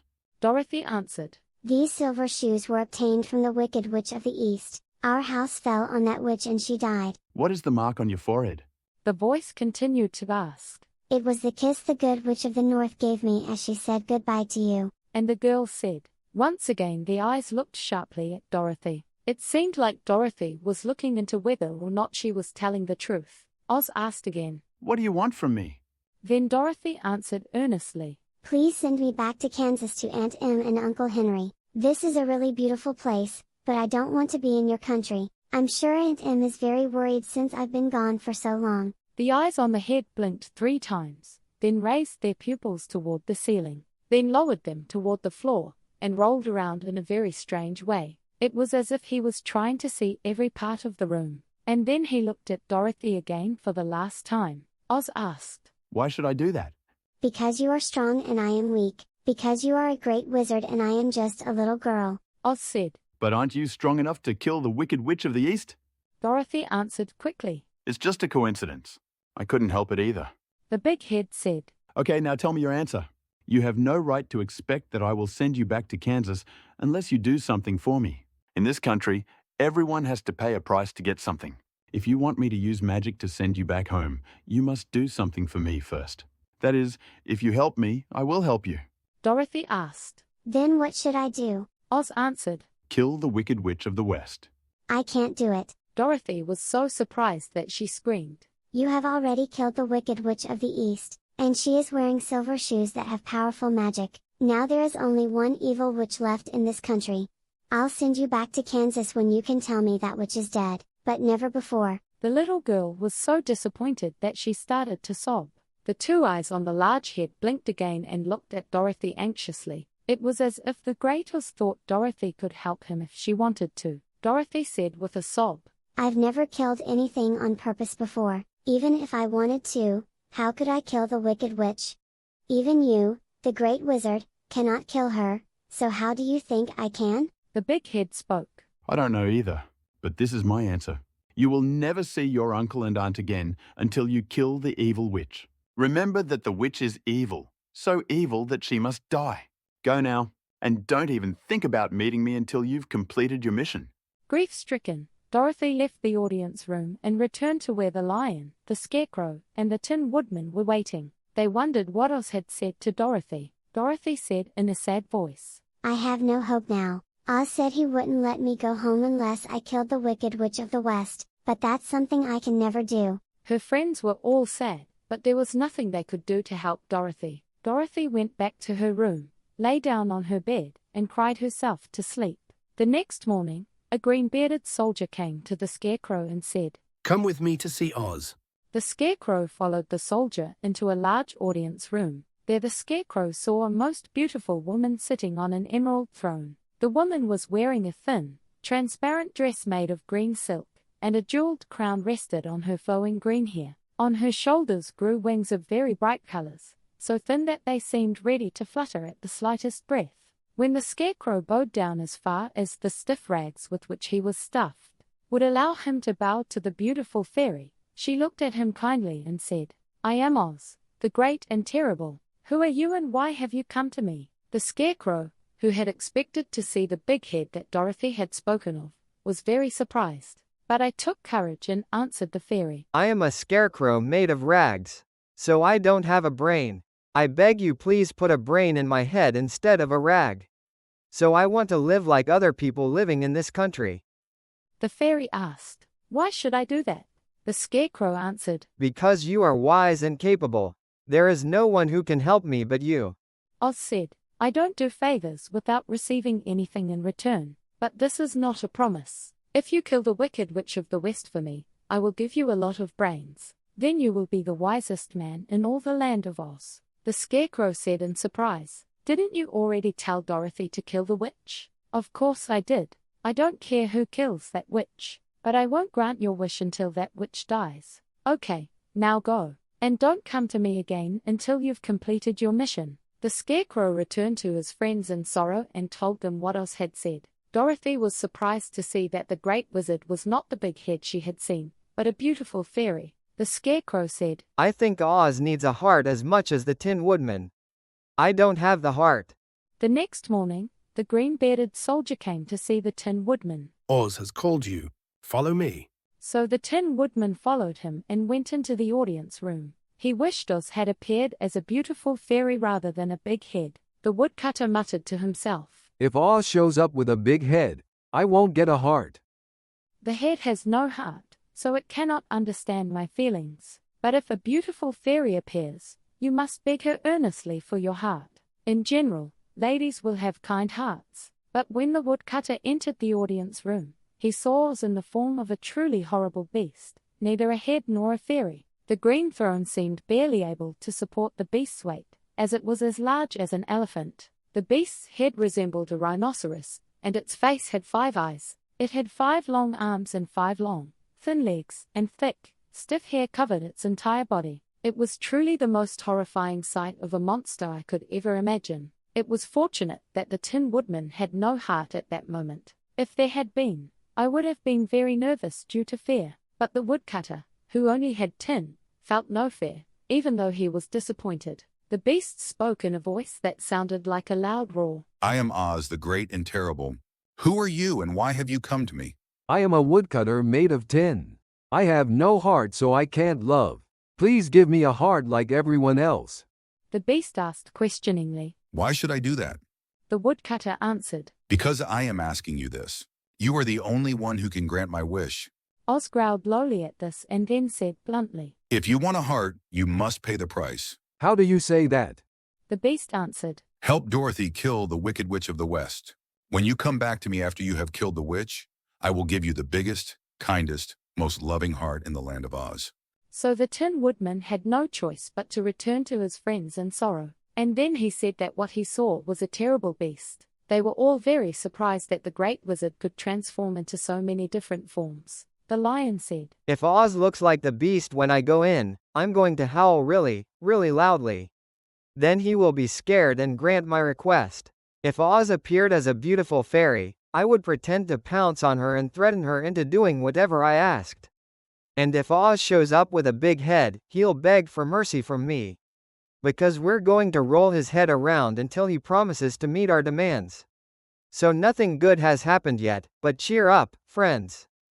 The next morning, the green-bearded soldier took the lion to the audience room and told him to go in because Oz was in the room. The lion immediately went through the door, looked around, and was startled. There was a blazing fireball in front of the throne, burning so fiercely and red that it was difficult to look straight at it. The first thought that occurred to the lion was that Oz had accidentally set himself on fire and burned himself. But when the lion tried to get closer, a strong flame suddenly appeared and singed the lion's beard.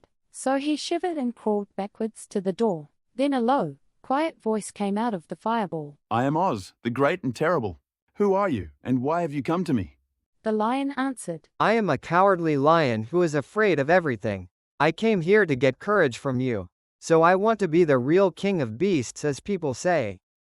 Oz asked, Why should I give you courage?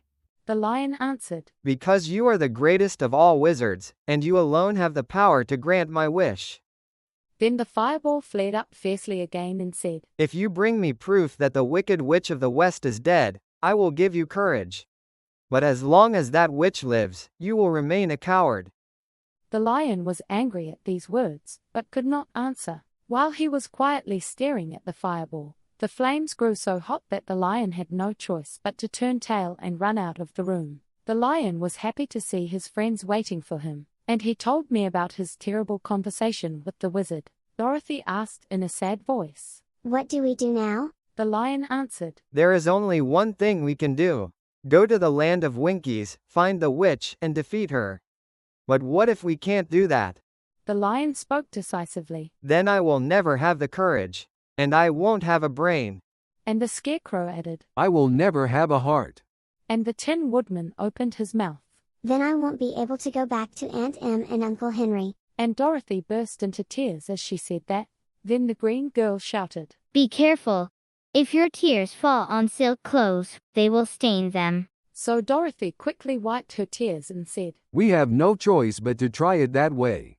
But I don't want to kill anyone, even if it's just to see Aunt Em again. The lion said, I'll go with you, but I'm too cowardly to kill the witch. The Scarecrow spoke firmly. I'll go with you too, but I'm too stupid to be of much help to you. The Tin Woodman also said, I don't even have the heart to harm a witch. But if you go, I will go with you. So they decided to set off on their journey the next morning. The woodcutter sharpened his axe on a green whetstone and oiled all the joints of his body. The Scarecrow stuffed new rags into his own body. Dorothy repainted her eyes and she seemed to see better than before. The green girl kindly filled Dorothy's basket with delicious treats and tied a green ribbon with a little bell around Toto's neck. They went to bed early and slept soundly until daybreak. They woke up to the loud crowing of a green rooster in the palace backyard and the cackling of a hen that had laid green eggs.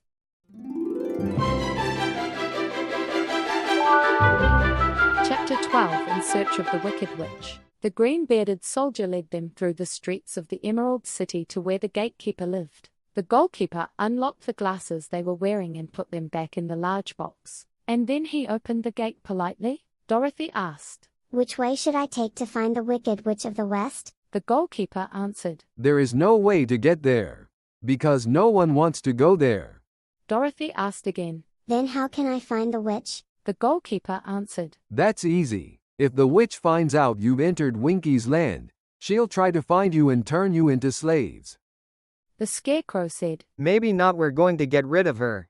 The goalkeeper said, Oh, that's not true, no one has ever defeated that witch. So I think the witch will try to enslave you like she always has. So be careful, the witch is so evil and ferocious that she won't let you get rid of her. If you keep walking towards the west where the sun sets, you will definitely meet that witch.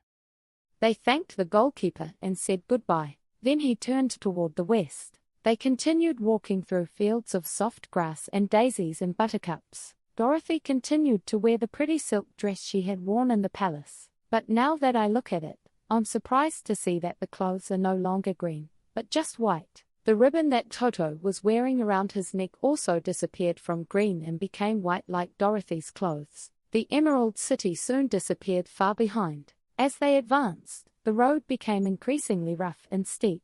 In the western country there were no farms or houses, and the land lay uncultivated and abandoned.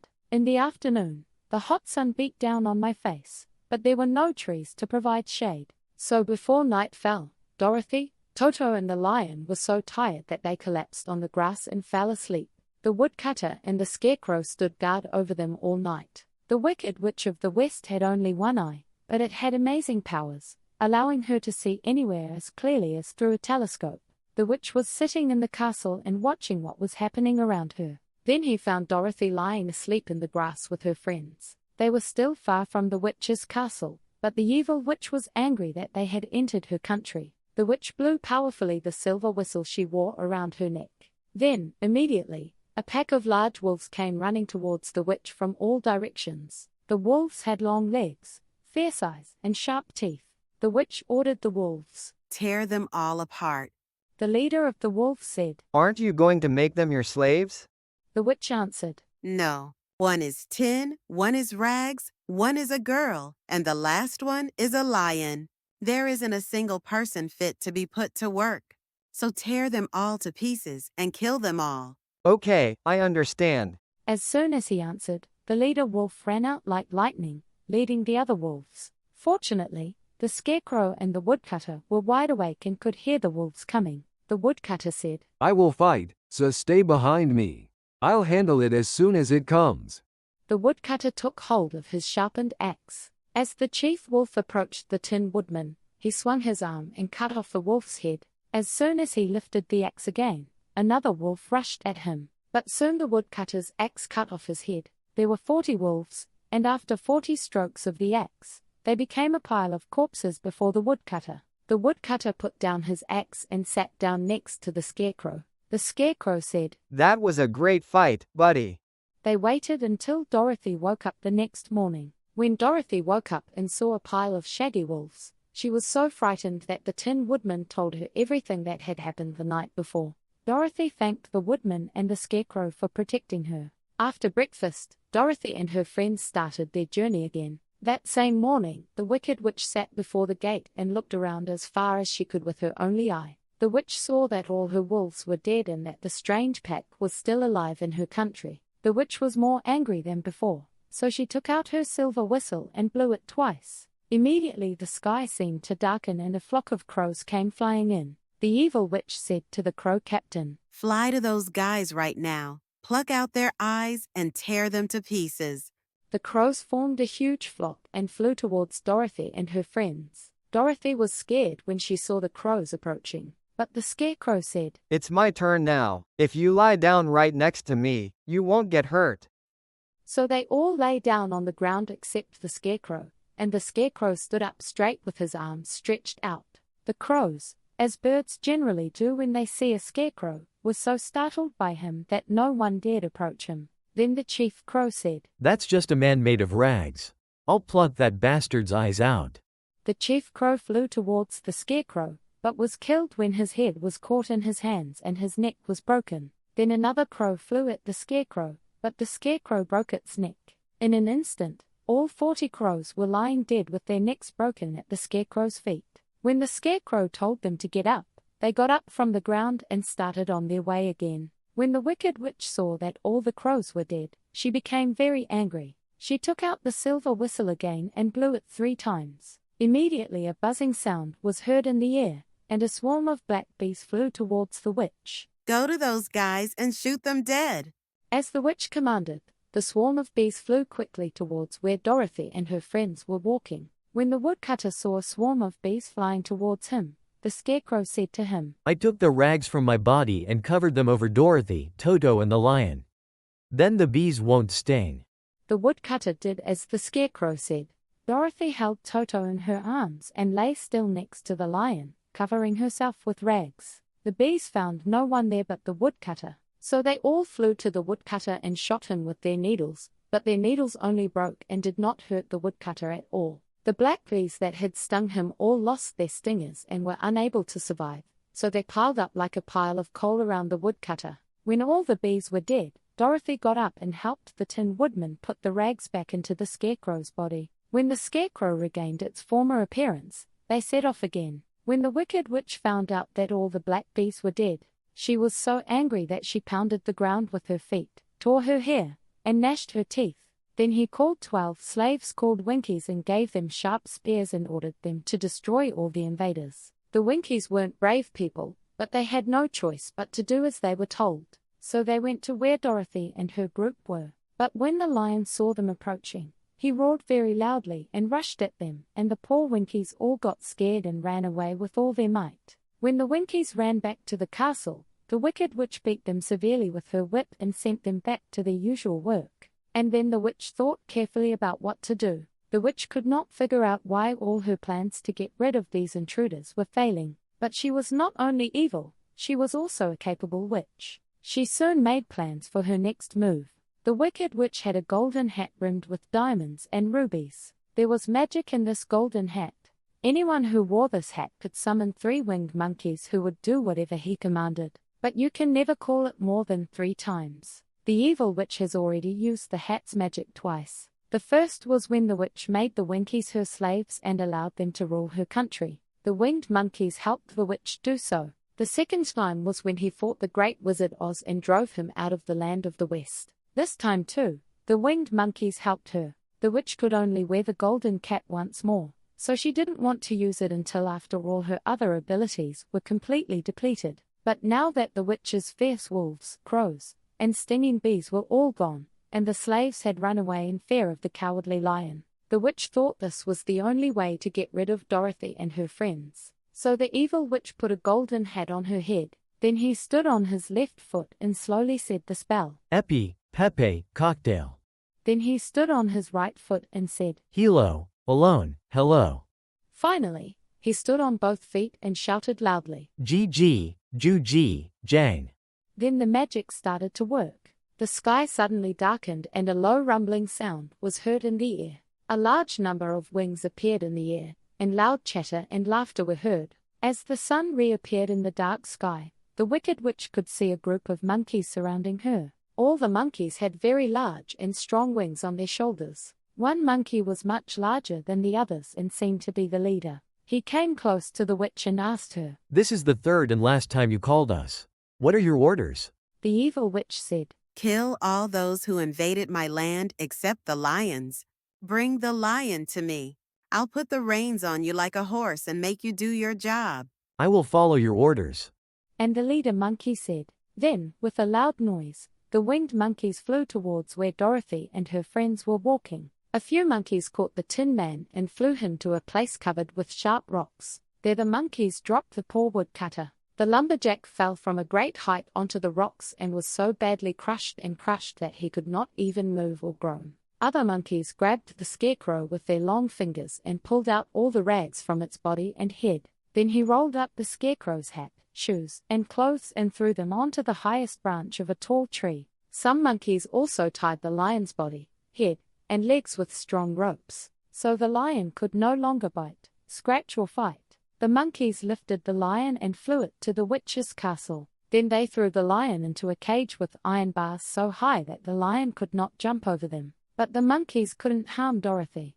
Dorothy held Toto in her arms and watched the sad fate of her friends, thinking that it would soon be her turn. The leader of the winged monkeys flew towards Dorothy, extending his long, hairy arms with a hideous grin on his ugly face. But when he saw the good witch's kiss mark on Dorothy's forehead, he stopped and motioned to the other monkeys not to touch Dorothy. The leader monkey said to his subordinates, This little girl is under the protection of good powers, so he cannot harm her at will.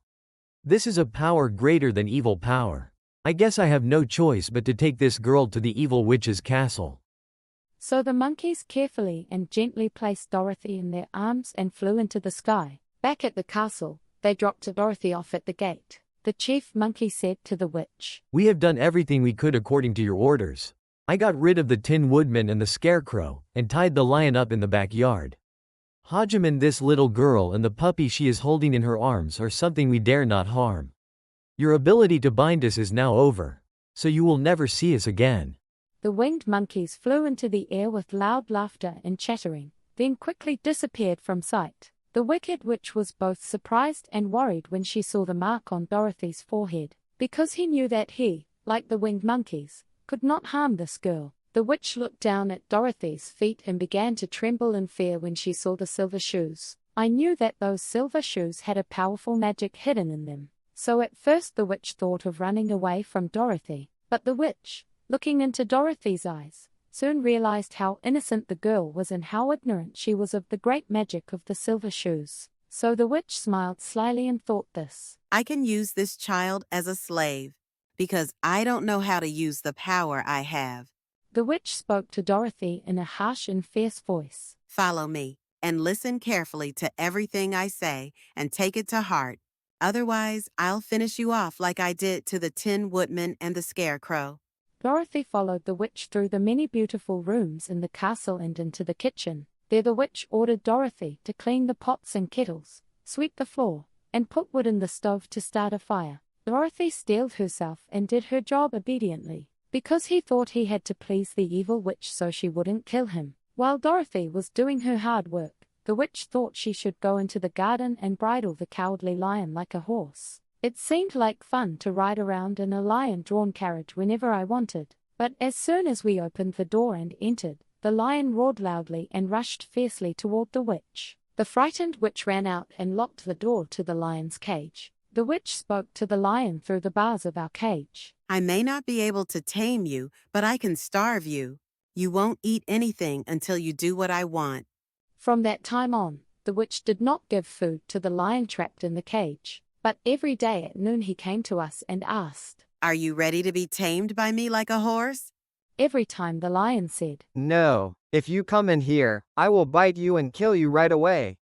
In fact, the lion had no reason to do as the witch wanted. Every night when the witch fell asleep, Dorothy brought her food from the kitchen. After the lion had eaten his fill, he lay down on a pile of rags. Then Dorothy cut off the lion's soft, fluffy mane and lay down beside him. They talked about what they had been through and made plans to escape from this place. But they couldn't find a way out of the castle because the yellow-clad Winkies kept guarding it. The Winkies, slaves of the evil witch, were so afraid of the witch that they unconditionally obeyed her commands. Dorothy had to work hard all day long. Often the witch threatened to hit Dorothy with the old umbrella she always carried in her hand. But in fact, the witch couldn't hit Dorothy because of the mark on her forehead. Poor Dorothy, who didn't know this, was always afraid that she and Toto would get hit. One time, when the witch hit Toto with an umbrella, the brave little dog ran to the witch and bit her leg. But there was no blood from the place where Toto bit him. The witch was so evil that her blood had dried up long ago. Dorothy's life became increasingly sad as the thought grew that she would never be able to return to Aunt Em in Kansas. Sometimes Dorothy would cry for hours. At such times, Toto would sit at Dorothy's feet and look at her face, as if he felt sorry for his young master's situation. In fact, it didn't matter to Toto whether he was in Kansas or in the land of Oz, as long as he was with Dorothy. But Toto was not happy either, because he knew Dorothy was sad. The wicked witch wanted to take away the silver shoes that Dorothy always wore, because the witch's swarm of bees, crows, and wolves were all dead, and the golden cap's powers were all used up.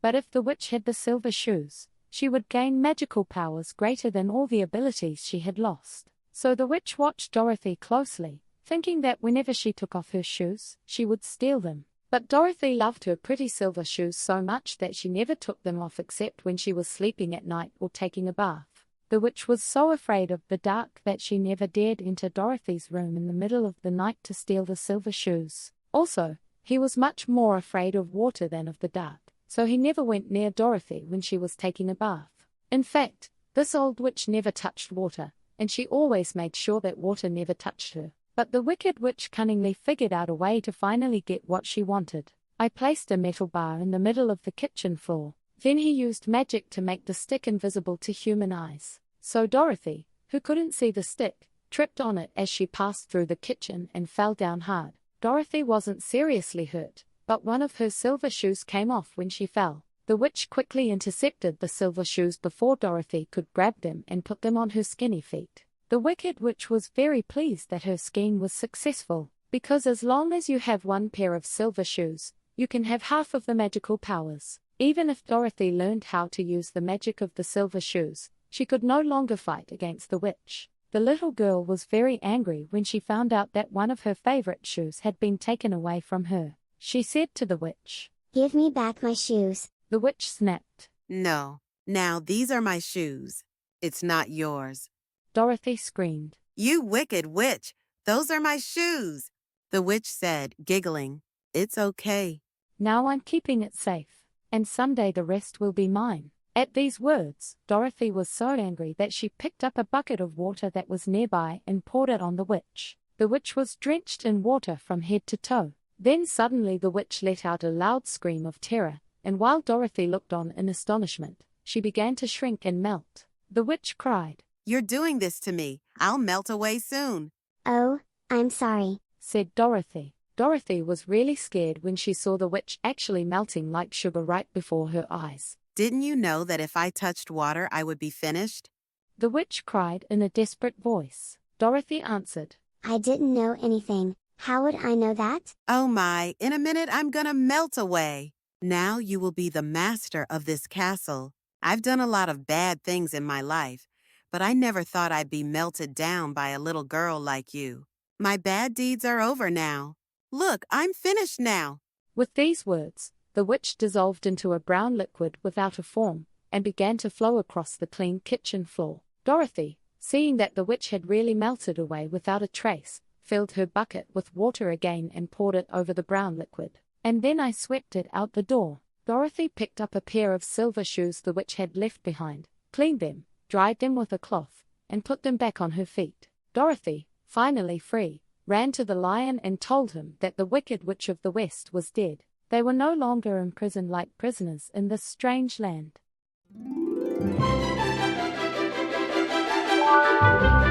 Chapter 13 Rescue. The Cowardly Lion was very happy when he heard that the Wicked Witch had melted into a bucket of water. Dorothy immediately opened our door and let the lion out, and then they returned to the witch's castle together. The first thing Dorothy did there was to call all the Winkies together and tell them that the witch was dead and that they were no longer slaves. All the Winkies cheered and rejoiced greatly. They worked hard as slaves of an evil witch for a very long time, and the witch always treated them very cruelly. They decided to celebrate this day as a memorial for eternity and spend the day with banquets and balls. The lion said, "I wish our friends the Scarecrow and the Tin Woodman were with us now." Dorothy asked worriedly. "Can't we save them?" The lion answered, "Let's give it a try."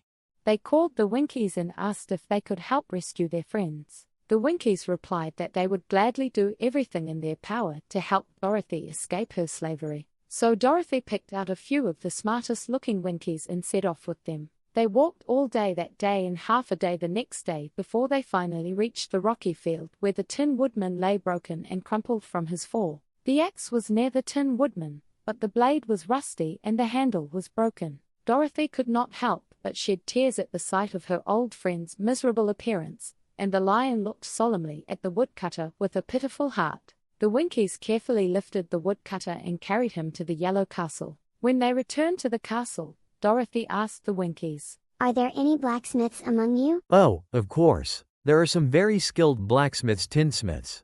"Then call them." And Dorothy said. When the blacksmiths came with their tools, Dorothy asked them, "Straighten the dents of this Tin Woodman, restore his bent shape, and fix the broken parts." The blacksmiths carefully examined the woodcutter and answered that they thought they could fix him back to how he was before. They set up a workshop in one of the castle's large yellow rooms and began work. For 3 days and 3 nights they hammered, straightened, bent, soldered, polished, and pounded the Tin Woodman's limbs, torso, and head until they had restored them to their former state. The connecting parts have also been made to work as smoothly as before. There were some marks of soldering here and there, but the blacksmiths had done such a good job. And the woodcutter wasn't a very vain person, so he didn't care at all. The woodcutter walked into Dorothy's room and thanked her for saving him, then cried with joy. Fortunately, his joints remained unrusted, as Dorothy quickly wiped the tears from the woodcutter's face with the apron she was wearing. At the same time, Dorothy was filled with joy at seeing her old friend again and shed tears like rain. Of course, there was no need to wipe away these tears. The lion next to him also kept wiping away tears until his tail was completely wet. So in the end the lion had to go out into the yard and stand there with his tail raised until it dried in the sun. When Dorothy told him everything that had happened, the Tin Woodman said, "I would be really happy if Scarecrow could be with us again." "Let's find him together." And Dorothy said. Dorothy asked the Winkies for help again. They had to walk for a day and a half before they reached the base of a tall tree where the winged monkeys had thrown the Scarecrow's clothes. The tree was very tall and its bark was so smooth that it was not easy to climb. Then the woodcutter came forward. "If I cut down the tree, I can find the Scarecrow's clothes."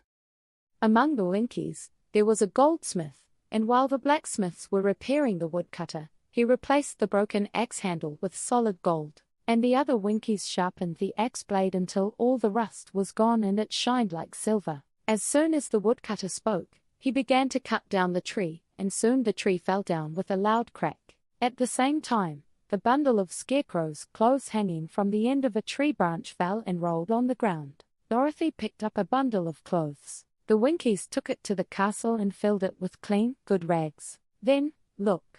The Scarecrow regained its former appearance and went around thanking the people who saved it again and again. Now Dorothy and her friends are back together and spending happy days at the Yellow Castle. There was no shortage of anything there, so I was able to live comfortably. But one day Dorothy thought of Aunt Em and told her friends. "Now we can go back to Oz and tell him to keep his promise." The woodcutter said. "That's right, I finally got a heart. I can get a brain, you know. And the Scarecrow said in a joyful voice. And then I can find courage. And the lion said in a thoughtful voice. And then I can go back to Kansas. Dorothy clapped her hands and shouted. "Okay, Let's leave for Emerald City tomorrow. At these words, everyone decided to do so. The next day they said goodbye to the Winkies. The Winkies were sad to see them leave. They especially liked the Tin Woodman so much that they begged him to stay and rule the West Country and the Yellow Castle. But when they insisted on leaving, the Winkies gave Toto and the Lion a gold necklace. He also gave Dorothy a beautiful bracelet decorated with diamonds. The Scarecrow was given a walking stick with a gold head to prevent him from falling while walking, and the Tin Woodman was given a silver oil can decorated with gold and precious stones. Dorothy and her friends all said their thanks and shook hands with the Winkies until their arms hurt. Dorothy went to the witch's kitchen shelf and filled her basket with food for the trip. Dorothy saw the golden cap there and tried it on her head, and it fit perfectly. Dorothy knew nothing about the magic hidden in the golden cap, but she was so pretty that she decided to wear it and put her original hat in the basket. When all preparations for the trip were complete, they set off for the Emerald City. The Winkies cheered them on and wished them luck.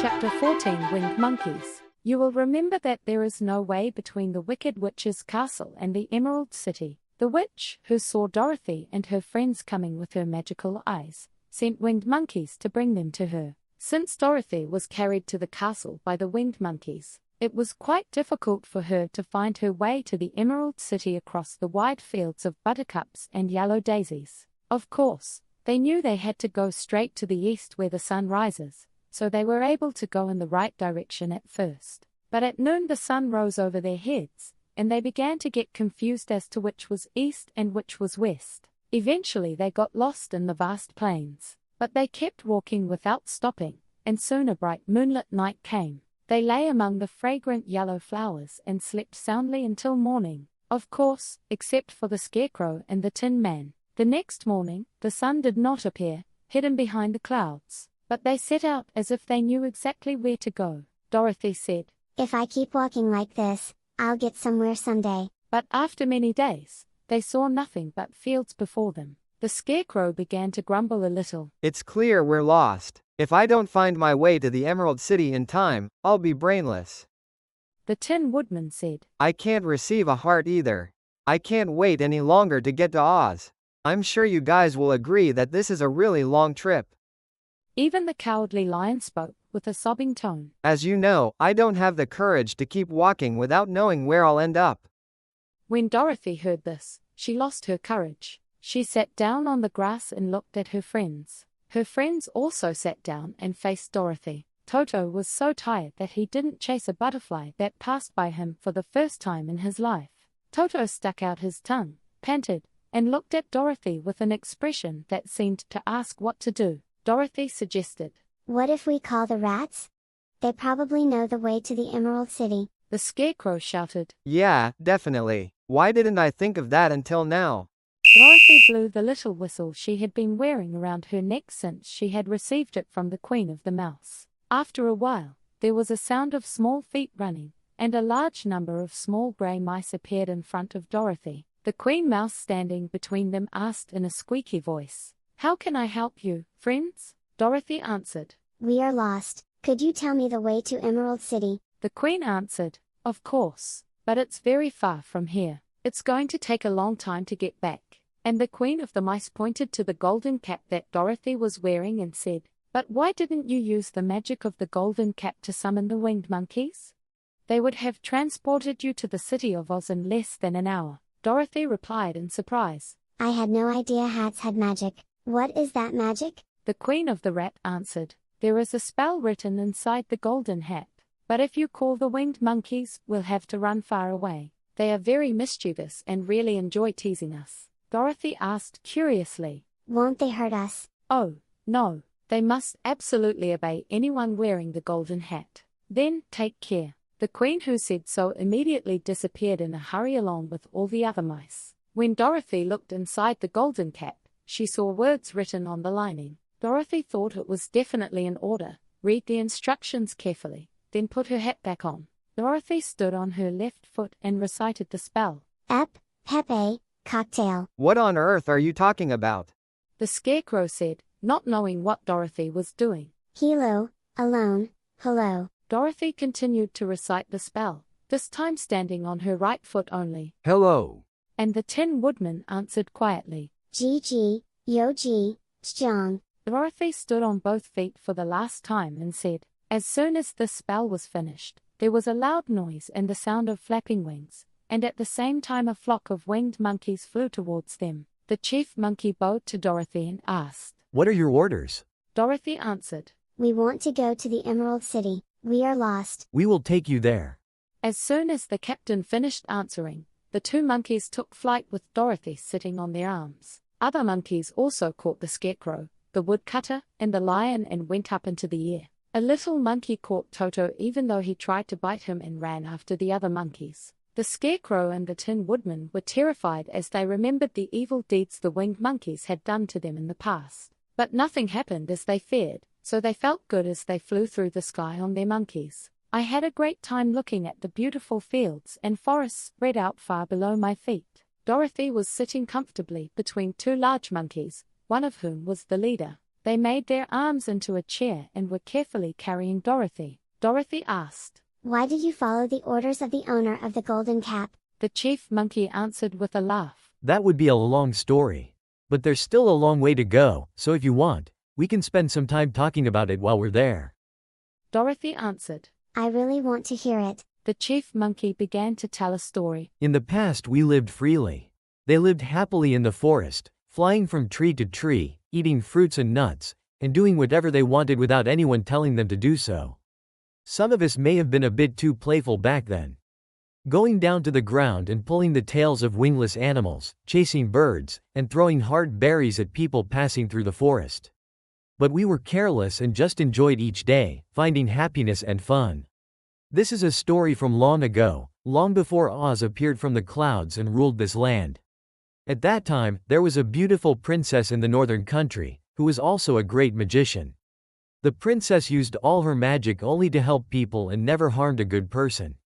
The princess's name was Galet, and she lived in a magnificent palace built of large rubies. Everyone loved that princess, but her greatest sorrow was that she could not find a man who would love her. Because all the men at that time were too stupid and ugly to be married to such a beautiful and wise princess. But finally the princess found a young, handsome, manly and wise boy. Galet decided that when the boy was of marriageable age, she would take him as her husband. So she brought the boy to the Ruby Palace and used all her magic to make him a strong, kind, and loving man that any woman would fall in love with.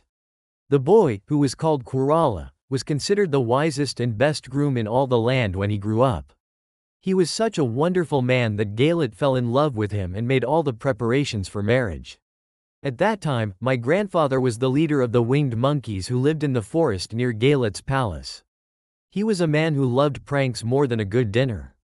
The day before the wedding, my grandfather was flying with his colleagues and saw Kurala walking along the river.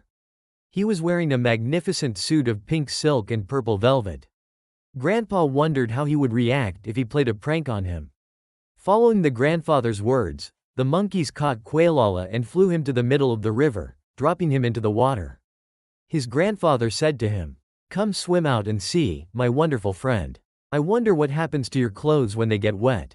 Kurala wasn't so smart that he couldn't swim, and he wasn't so stupid that he ruined all his luck. He came up to the surface, laughed loudly, and swam to the riverbank. But then Galet ran out there and saw his gorgeous clothes in disarray in the river. The princess was angry, and of course I knew who did it. The princess called all the winged monkeys together before her. And at first he said he would tie the monkeys' wings tightly and throw them into the river just like they did to Kurala. The grandfather, who knew that if he tied his wings and threw him into the river, he would surely drown, earnestly begged for forgiveness. Kurala also said to forgive them. So instead of forgiving them, Princess Galet made a condition. The winged monkeys were now obliged to grant 3 requests from the person who had the golden cap. This hat was made to be given to Kurala as a wedding gift. It is rumored that the princess sold half of her kingdom to make a hat. Anyway, my grandfather and all the other monkeys immediately accepted the condition. So we have become subject to the owner of the golden cap 3 times, whoever that may be. What happened to those 2? Dorothy asked with great interest in the story. The monkey answered. Kerala, the first owner of the golden cap, gave us his first command. Since his bride did not want to see us, he called us to the forest. After marrying the princess and told us to always be careful not to let the winged monkeys see the princess. We were so scared of the princess that we willingly followed the order. We continued to live quietly like that until the golden cap fell into the hands of the Wicked Witch of the West. The Wicked Witch called us to enslave the Winkies and then drive Oz out of the land of the West. Now you are the owner of the golden hat. You can give us 3 commands. When the story of the great ape was over, Dorothy looked down. The sparkling green walls of the Emerald City stood before them. Dorothy was amazed that the monkeys could fly so fast. But I was even happier that the trip was over. The monkeys were carefully placed in front of the gates of the Emerald City. The chief monkey bowed to Dorothy and quickly flew away with his companions. Dorothy said, "It was a really great trip." The lion answered, "Yeah, I didn't think the arduous journey would end this quickly. I'm so glad you brought that amazing hat."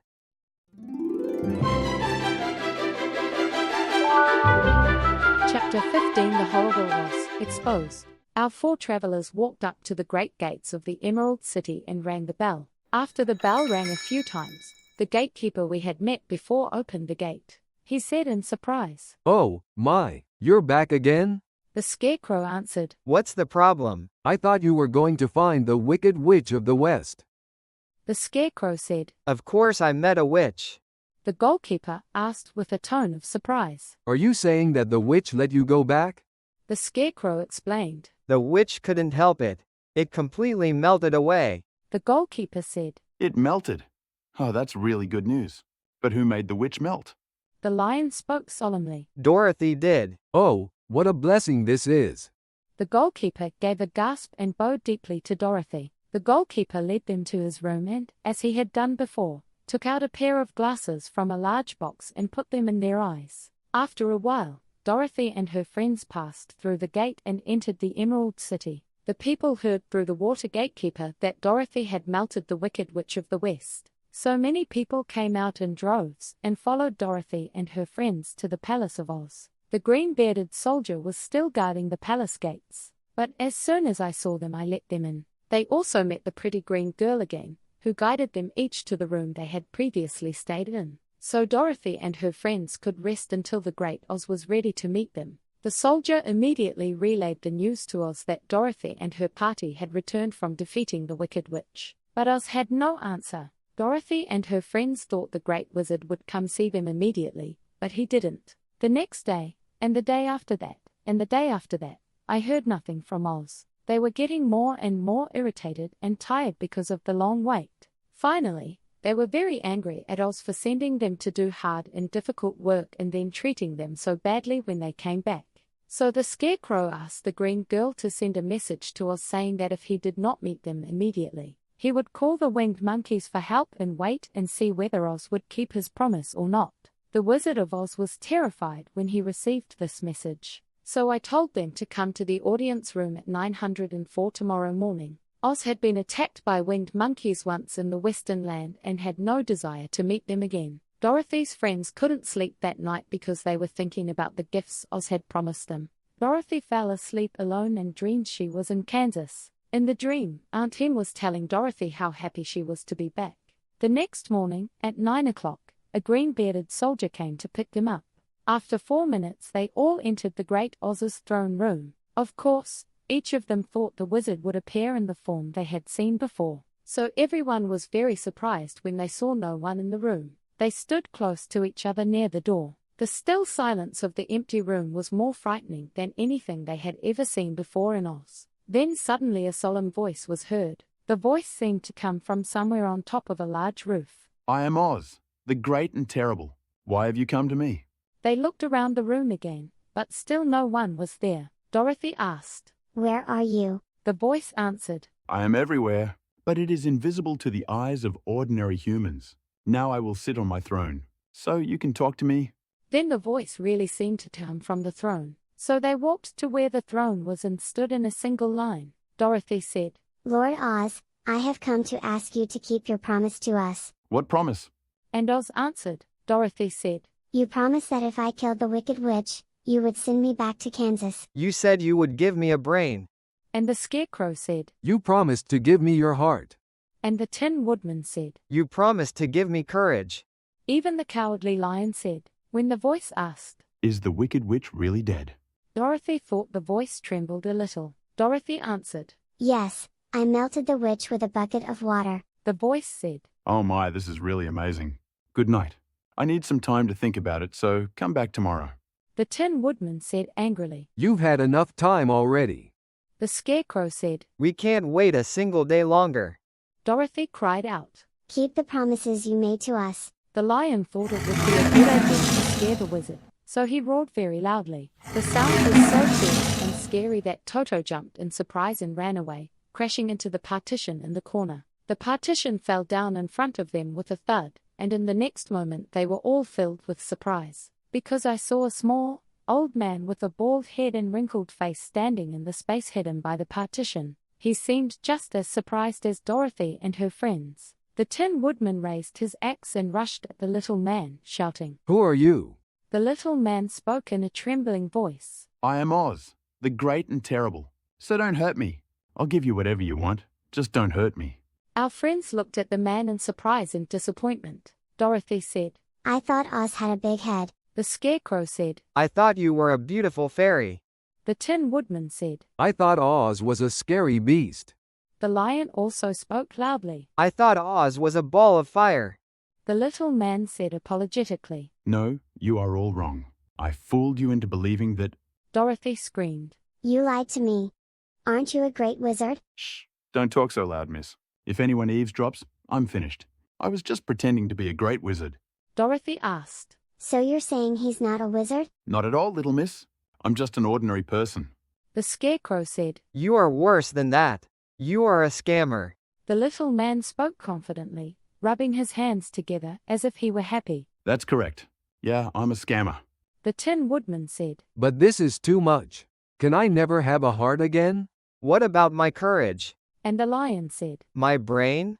The Scarecrow sobbed, wiping his tears with his sleeve. Oz said, Friends, I hope you won't talk about this today.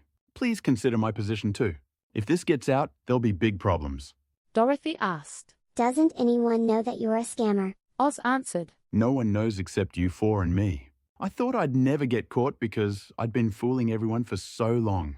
But my biggest mistake was letting you all into the audience room. Even my subjects cannot see me, so they believe me to be some kind of scary being. Dorothy asked, bewildered. But I don't understand. How did you appear to me with that big head? Oz answered. That's one of my tricks. Okay, follow me this way. I'll explain everything to you. He led them into a small room at the back of the audience room. I looked in the direction he was pointing and saw a large head made of several layers of thick paper and carefully painted. Oz explained. I tie this to a string and hang it from the ceiling, and I hide behind a partition and pull the string to make the eyes move and the mouth open. Dorothy asked. Then how does that voice come about? The little man said. Oh, I am a ventriloquist. I can make my voice heard wherever I want. So that's why you think the voice is coming from that head. There are more things I used to deceive you here.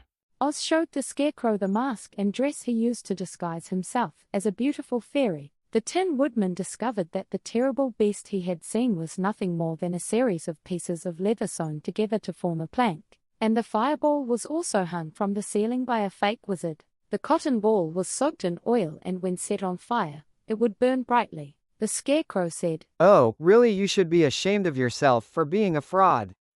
The little man answered in a sad tone. I feel ashamed. I'm a real scammer. But that was all I could do. Okay, there are plenty of chairs, so let's all sit down. Let me tell you my story. They all sat down and listened to the following story. I was born in Omaha. Dorothy shouted. Oh my, that's not far from Kansas. Oz shook his head with a sad expression and said, Yeah, but it's very far from here. When I became an adult, I trained under a master of ventriloquism and became a ventriloquist. I can imitate any kind of bird or beast. And then he really started to meow like a cat, and Toto pricked up his ears and looked around to find where the cat was. Oz continued his story. After a while, I got tired of that job and became a hot air balloon pilot. Dorothy asked. What is that? Oz explained. He's the guy who goes up in a hot air balloon on the day of the circus to attract people to come see the circus. Dorothy said.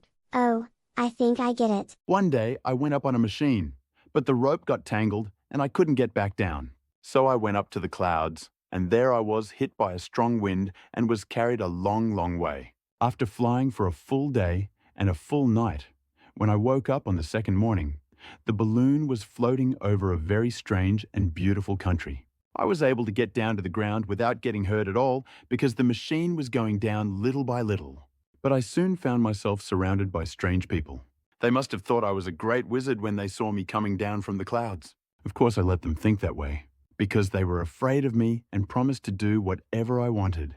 So I ordered this city and my palace to be built for my pleasure and to keep these good people busy so that they would not pay attention to me. They all did the job willingly and very well. This country was so green and so beautiful that I named it the Emerald City. And then I thought it would be nice to make everyone wear green glasses to match the name, so everything would look green. Dorothy asked. So, isn't everything here green? Oz answered. It's no different from other cities, but because you're wearing green glasses, everything looks green. The Emerald City was founded a long time ago. When the hot air balloon brought me here, I was a young man, but now I am a very old man. My people have been living with green glasses on their eyes for so long that most of them don't think the Emerald City is real. Of course, this city is a really beautiful place, rich in gems and precious metals, and overflowing with all the good things that make us happy. Also, everyone likes me because I have ruled the people well. But after the palace was built, I closed the door and didn't show myself to anyone. The thing I feared most was witches. I have no magical powers whatsoever. But I quickly learned that the witches here can do truly amazing things with magic. There are 4 witches in this country, each ruling over the people living in the east, west, south, and north. Fortunately, the witches of the north and the south were good witches and did not harm me at all. But the witches of the east and the west were so evil that if they hadn't thought I had more power than them, they would have definitely destroyed me. Because of that, I lived in fear of them for a long time. So you can imagine how happy I was when I heard that your house had fallen on the Wicked Witch of the East and she had died. When you came to me, I was willing to give you anything as long as you could get rid of the other evil witches. But now that you've melted the witch away, I'm ashamed to say that I can't keep my promise. Dorothy said. You are a really bad person. Oh no, miss. I am a really good person. But he's a very bad wizard. I admit that. The Scarecrow asked. Then can you give me a brain too? You don't need a brain, because you learn something every day. Babies have brains, but they don't know much. Experience is the only way to acquire knowledge. As long as you live on this earth, you will surely have more experiences. The Scarecrow said. That is true, but I would be very unhappy if you did not give me a brain. The fake wizard stared at the Scarecrow for a long time, and then he sighed and said. Okay, like I said, I'm not a great wizard, but if you come back tomorrow morning, I'll put a brain in your head. But I can't tell you how to use it. You have to figure that out yourself. The Scarecrow shouted. Oh, thank you, thank you. I'll figure out how to use my brain well. Don't worry. The Lion asked anxiously. Then what about my courage? Oz answered. I'm sure you already have enough courage. What you need is confidence in yourself. There is not a single living creature in the world that is not afraid when faced with danger. True courage is to face danger even though you are afraid. In that respect, you are already brave enough. The Lion said. Maybe so, but I'm still scared. If you don't give me the courage to forget my fears, I will be truly miserable. Oz answered. Okay, then I'll give you that courage tomorrow. The Tin Woodman asked. What's happening to my heart? Oz answered. Well, speaking of that, I think there's something wrong with you wanting a heart. The mind makes most people unhappy. If you know that, it's actually lucky that you don't have feelings for me. The Tin Woodman said. It's just a difference of opinion. If you give me a heart, I will endure any misfortune without complaining. Oz readily agreed. Good. If you come back tomorrow, I'll give you my heart. I've been a wizard for a long time, so I might as well do it a little longer. Dorothy said. So now I can go back to Kansas? The little man answered. Let's think about that problem together. Give me 2 or 3 days to think about it. I'll find a way to cross the desert. During this time, you will be treated with the utmost respect as my guests, and while you reside in this palace, you will be served by my people. If it's a small wish, they'll try to grant anything. It's not that great, but this is my answer to those of you who want my help. Please keep my secret and be careful not to tell anyone that I am a fraud." They promised not to tell anyone what they had learned and went back to their rooms in good spirits. Dorothy even had hopes that this great and fearsome conman would find a way to return to Kansas. If that were the case, Dorothy would gladly forgive him for all his wrongdoings.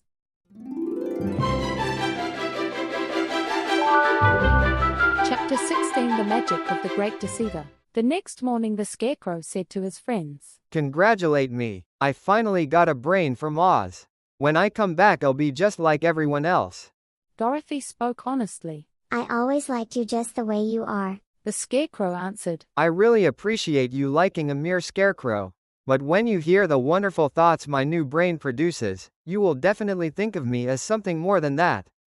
The Scarecrow greeted his friends in a cheerful voice and went to the audience room and knocked on the door. Oz said, "Come in."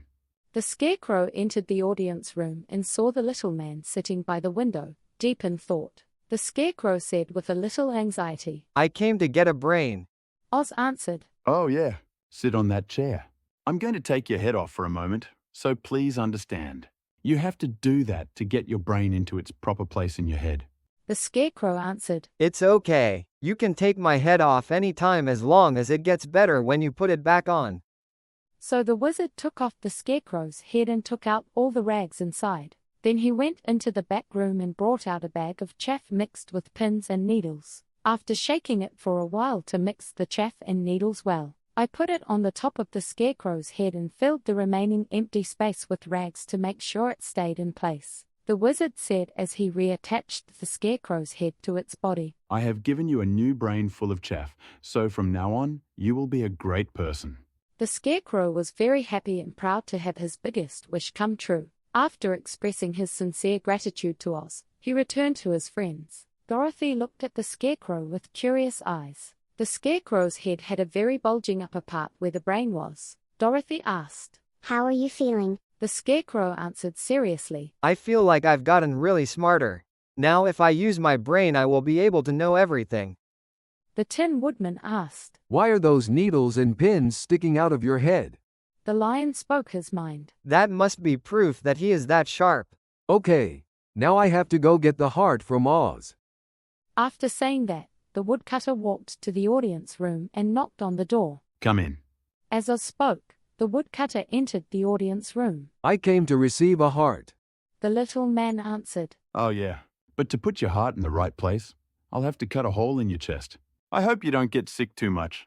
The woodcutter answered. "No, it's okay, because I don't feel any pain at all." Oz took a pair of tinsmith's scissors and made a small, square hole in the Tin Woodman's left chest. Then he went to the dresser and took out a very pretty heart made entirely of silk and filled with sawdust. Oz asked, "Isn't this really pretty?" The woodcutter answered with great joy. "It's really pretty, but is that heart kind?" "Oh, that's right." And Oz answered. Oz placed the heart into the woodcutter's chest and reattached it by soldering the cut piece of tin back into place. Oz said, "Now, you have a heart that anyone would be proud of. I'm sorry for leaving a scar on your heart, but it really couldn't be helped." The happy woodcutter said, "Don't worry about that. Thank you so much. I will never forget your kindness." "You don't have to say that." The Tin Woodman went back to his friends, and they all celebrated his good fortune. Now the Lion went to the audience room and knocked on the door. "Come in." And Oz answered. The Lion said as he entered the audience room. "I came to gain courage." The little man said. "Okay, I'll give you courage." Oz went to the shelf, reached into the top shelf, and took out a square green bottle. Then he poured the contents into a beautifully decorated green and gold dish. When he put the plate down in front of the cowardly Lion, the Lion sniffed around to see what it was. The wizard said, "Drink." The Lion asked, "What is this?" Oz answered, "This will enter your body and become courage. Of course, as you know, courage is always within you. So if you don't swallow this, it will be useless. I like to drink it as quickly as possible." The Lion did not hesitate any longer and drank everything in the plate. Oz asked, "How are you feeling?" "I feel full of courage." The Lion answered, yes, and went back to his friends, telling them about his good fortune. Left alone, Oz smiled as he thought of his success in granting the Scarecrow, the Tin Woodman, and the Lion exactly what they had asked for. Oz talked to himself. How can I not be a fraud?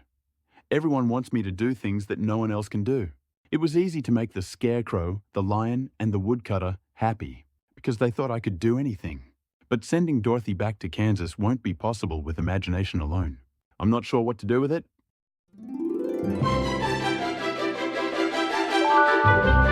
Chapter 17 How the Instrument Was Launched. There was no word from Oz for 3 days. Although all his friends were happy and very content, it was a gloomy day for the little girl. The Scarecrow said that his head was full of wonderful thoughts, but he didn't want to say what he thought, saying that no one would understand it except himself.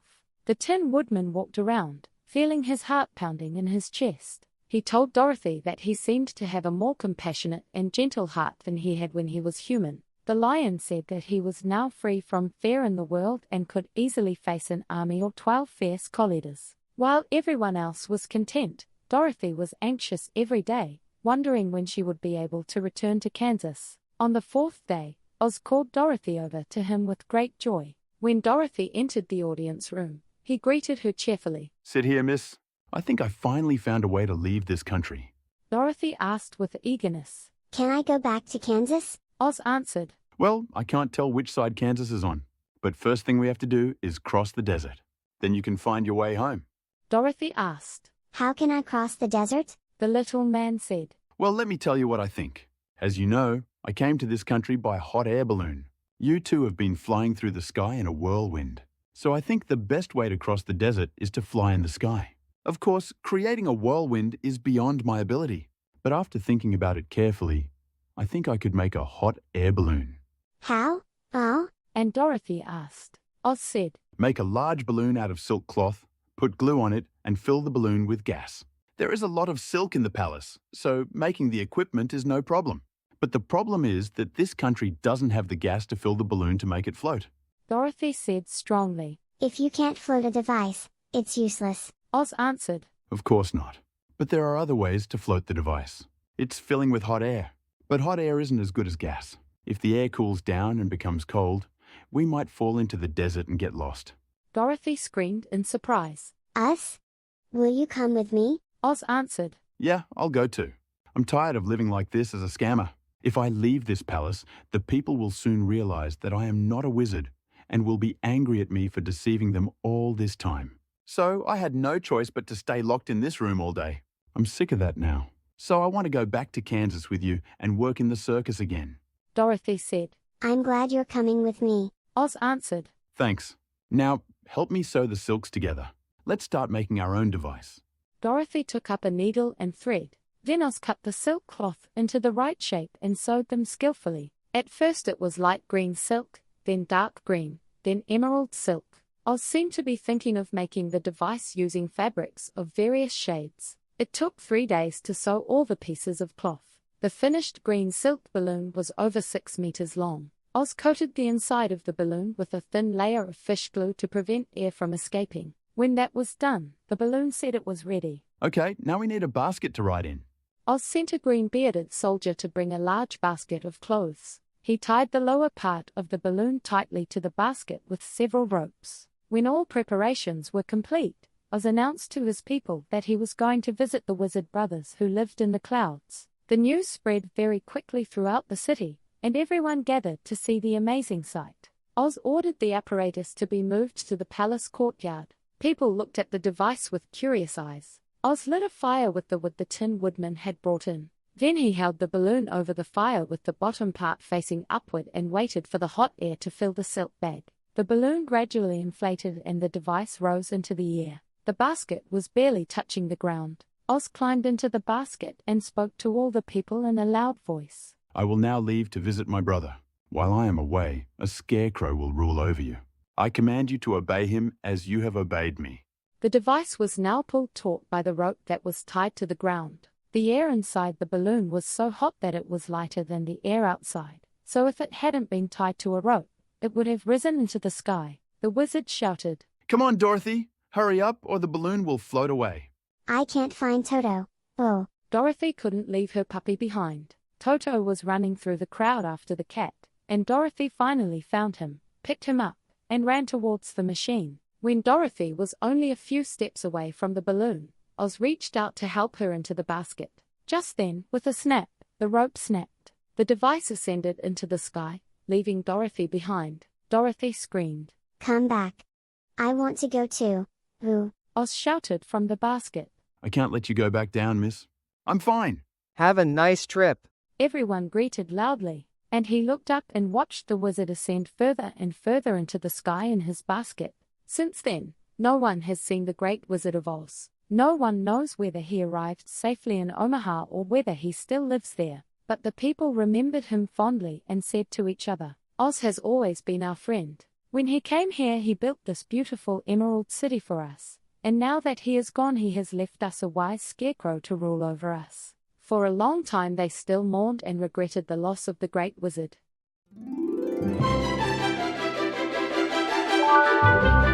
Chapter 18 South. Dorothy wept bitterly when she lost hope of returning to Kansas. But when I think back on it all, it seems like it was a good thing I didn't go on the plane. But it was sad that Oz was gone. It seemed like the other friends were the same. The Tin Woodman said to Dorothy, If I don't grieve for the person who gave me a wonderful heart, I will become a person who has forgotten the grace. I feel like crying a little because Oz is leaving. Can you wipe my tears away so I don't get rusty?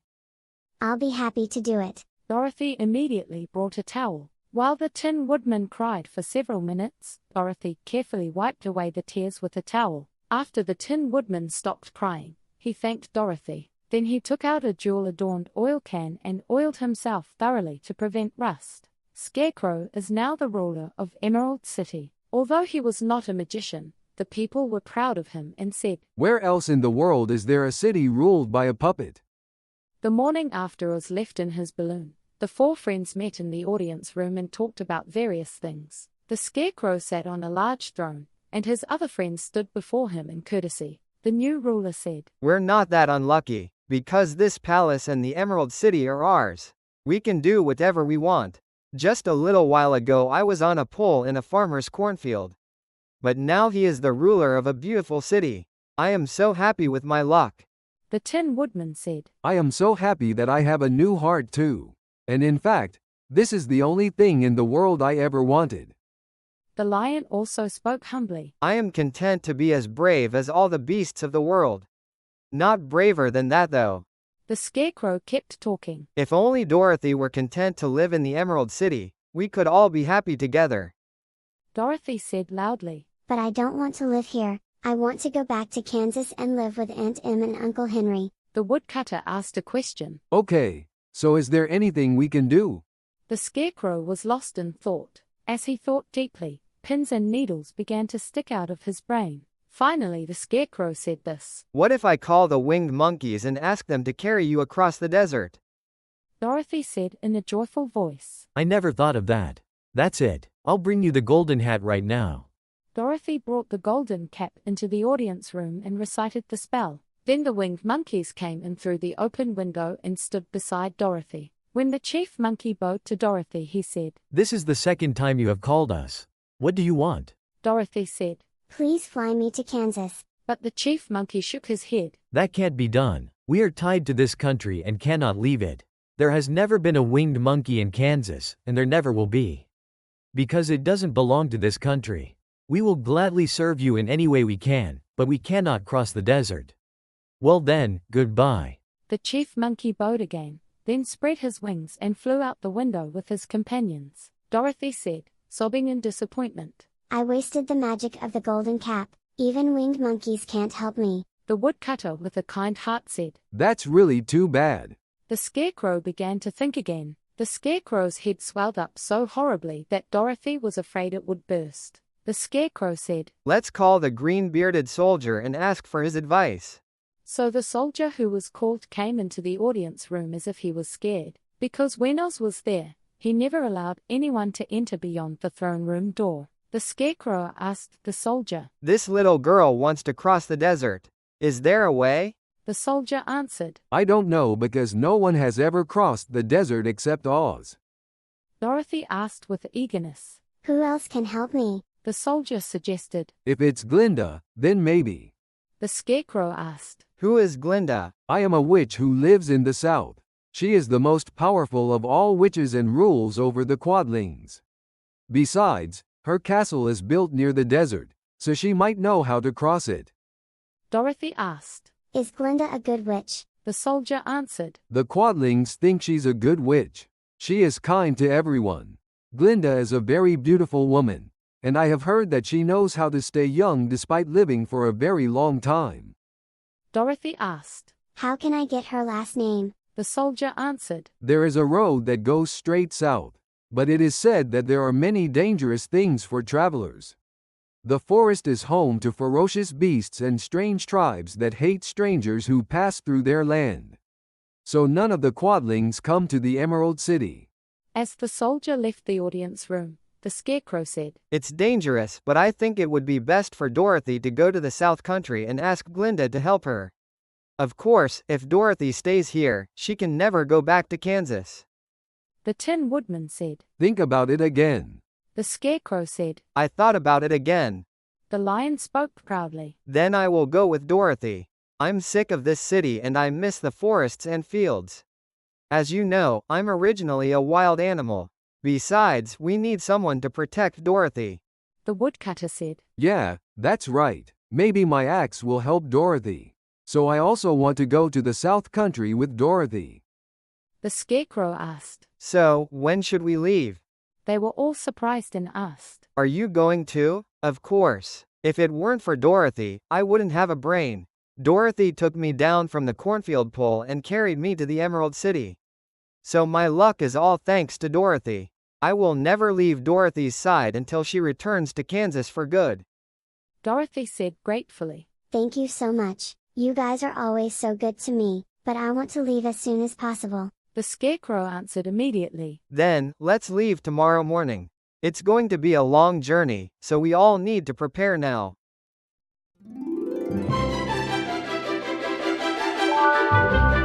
Chapter 19 Attack of the Trees. The next morning, Dorothy gave the pretty green girl a goodbye kiss, and they all shook hands with the green-bearded soldier who came out to see them off from a great distance away from the palace. The gatekeeper was very surprised that they were leaving this beautiful city and heading into a new adventure, but he soon took off their glasses, put them in a green box, and wished them good luck.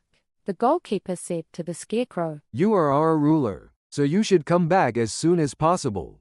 The Scarecrow answered, If possible, I will do so. But first, we must help Dorothy get home. Dorothy said her final goodbye to the kind-hearted gatekeeper. I was treated very warmly in your lovely city, and everyone was very kind to me. I can't express in words how grateful I am. The goalkeeper answered, Not at all, miss. We want you to stay with us, but if you want to go back to Kansas, we hope you find your way back.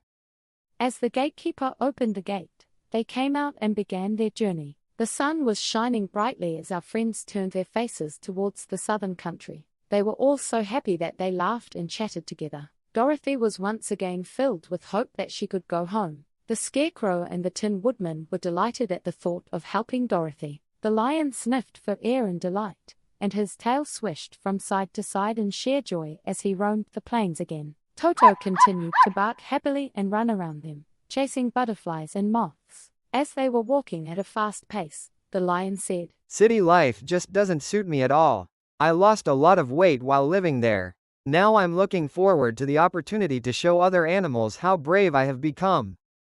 They turned around for a moment and took one last look at the Emerald City. They could all see the tall buildings and spires rising behind the green walls, and even higher still the roofs and spires of the Palace of Oz. The Tin Woodman said, feeling his heart pounding in his chest. Oz wasn't such a bad wizard.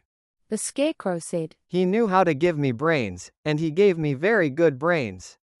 The Lion also spoke. If Oz had taken a sip of the courage he gave me, he would have been a very brave man.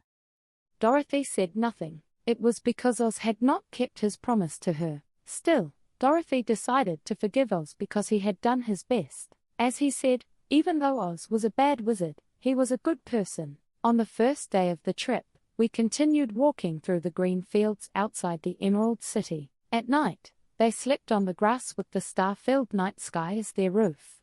But I was able to rest comfortably, The next morning, they set out again and came to a very dense forest. The forest stretched endlessly to the right and left as far as the eye could see, so it was impossible to go around the forest. Moreover, they were afraid of getting lost and could not even dare to change their direction, so they looked for a place to go into the forest. The Scarecrow, who was walking ahead, finally found a large tree. The tree had thick branches that spread out widely, leaving enough space for the entire party to pass underneath. So the Scarecrow walked towards the tree, but as soon as he stepped under the first branch, the branches began to bend of their own accord, wrapping themselves around the Scarecrow's body. In a split second, the Scarecrow rose into the air and then crashed down headfirst among his friends. The Scarecrow wasn't hurt, but he was very surprised. So even when Dorothy woke him up, he still didn't come to his senses. The Lion said, "There is another space between the trees here." The Scarecrow said, "I'll go first. I'm okay because I won't get hurt even if I get thrown again." The Scarecrow said this and went to another tree, but the branches of the tree immediately caught him and threw him back. Dorothy spoke up loudly. "It's really weird here. What do we do now?" The Lion said. It seemed as if the trees were determined to fight us to keep us from passing. Then the Woodcutter said, "I think I can handle this." He walked briskly to the first tree where he had roughly cut down the Scarecrow, lifting the axe onto his shoulder. As a large branch bent down and tried to grab the Woodcutter, he swung his axe fiercely and cut it in two. Then the tree began to shake all its branches as if in pain. So the Tin Woodman was able to pass safely under the tree. The Woodcutter shouted to his friends, "Come here quickly, quickly." They all ran forward and were able to pass under the tree without getting hurt. But Toto was caught on a small branch and was swinging wildly in the air, crying. But the Woodcutter immediately cut off the branch and freed Toto. The other trees in the forest did not attack them to keep them from coming near. So it occurred to me that only the trees standing at the edge of the forest could move their branches. Perhaps the trees had some mystical ability to keep strangers away, like forest police. After that, Dorothy and her friends were able to walk to the other side of the forest without difficulty. As they left the forest, to their surprise, a high wall that looked like it was made of white porcelain stood before them. The wall was smooth as a plate and rose very high above their heads. Dorothy asked, "What should we do now?" The Tin Woodman said, "I will make a ladder. Then I'm sure I can climb up that wall."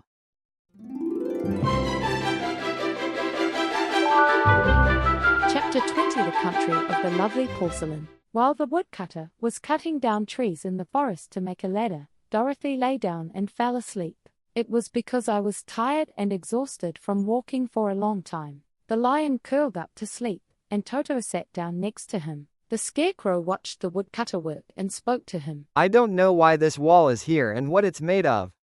The Woodcutter answered, "Just cool your head and don't worry about the wall. If you climb up there, you'll know what's on the other side." After some time, the ladder was completed. The ladder looked a little flimsy, but the Tin Woodman was confident it was strong enough to climb the wall. The Scarecrow woke Dorothy, the Lion and Toto and told them that the ladder was ready. The Scarecrow climbed the ladder first, but it looked so clumsy and dangerous that Dorothy had to follow closely behind him to keep him from falling. The Scarecrow let out a gasp as soon as he put his head above the top of the wall. "Wow, my goodness." "Come on up." And Dorothy cried out. The Scarecrow climbed a little further and sat on the wall. Dorothy also put her face above the wall and exclaimed, "Oh my goodness." Just like the Scarecrow, Toto climbed up onto the wall and started barking so loudly that Dorothy had to quiet him down. Next the Lion climbed the ladder, and lastly the Tin Woodman. These two also looked beyond the wall. "Wow, my goodness."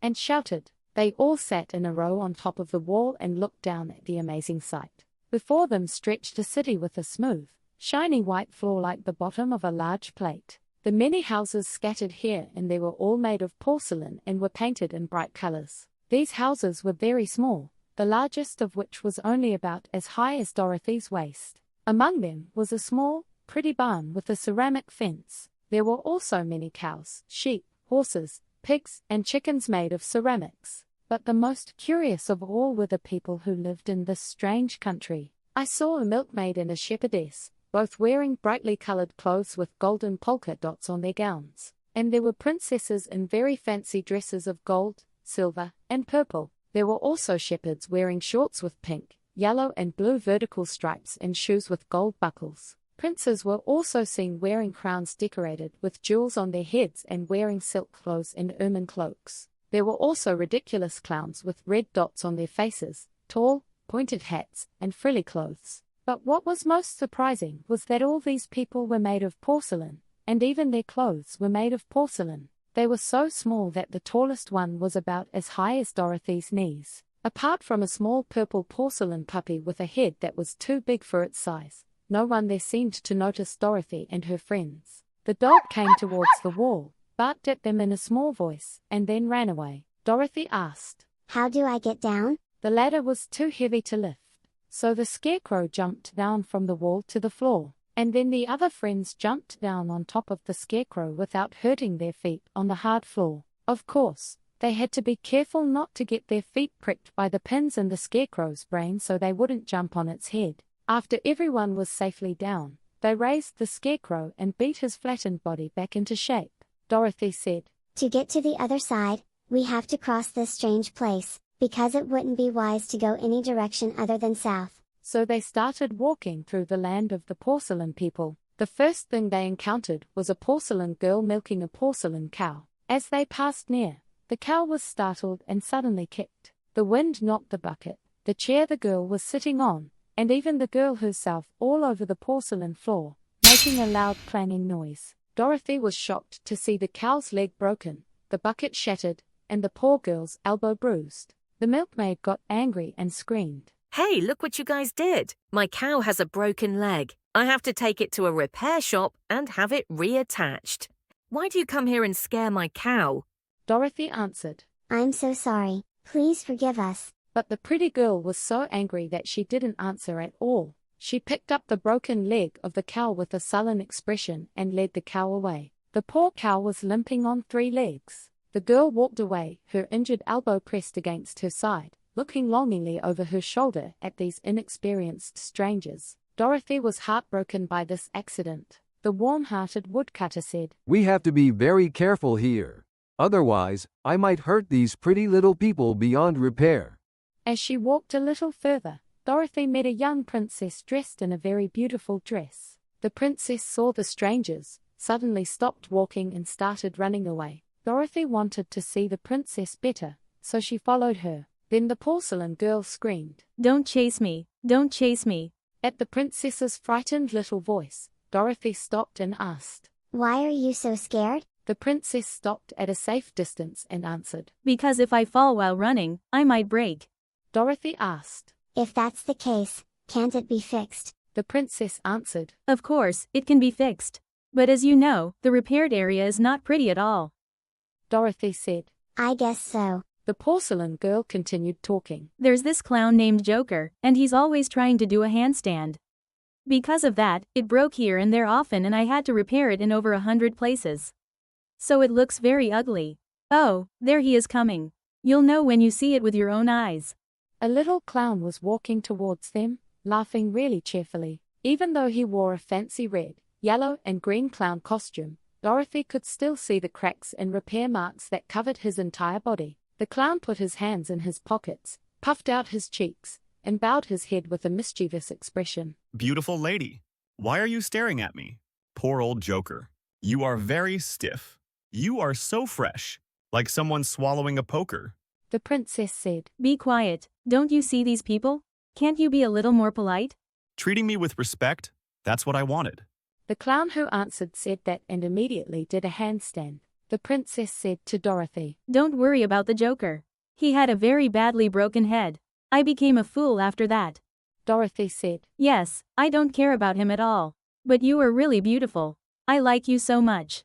When I go back to Kansas, I'd like to take you with me and put you on Aunt Em's mantelpiece. Would you allow me to do so? I can put you in my basket." The porcelain princess answered, "Then I would be very unhappy. As you can see, we are all living happily here. We can talk and wander around as we please. But if any of us leave this place, we're immediately frozen solid, pretty though it may look, and we're left standing there unable to move. Of course, all people expect from us is to just stand still on a shelf, a dresser, or a living room table. But our lives will be happier here in our country." Dorothy said.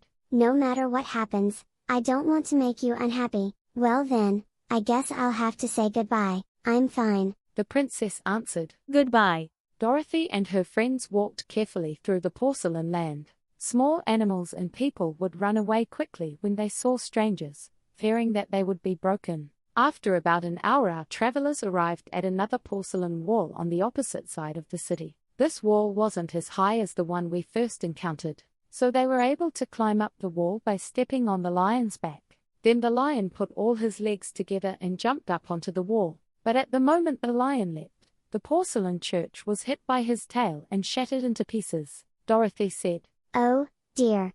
But it was fortunate that it passed without causing any harm to these little people, except for damaging one cow's leg and one church. These people are really fragile. The scarecrow said, Absolutely. I'm so thankful I'm made of rags and don't get hurt easily. There are worse things in the world than living as a scarecrow.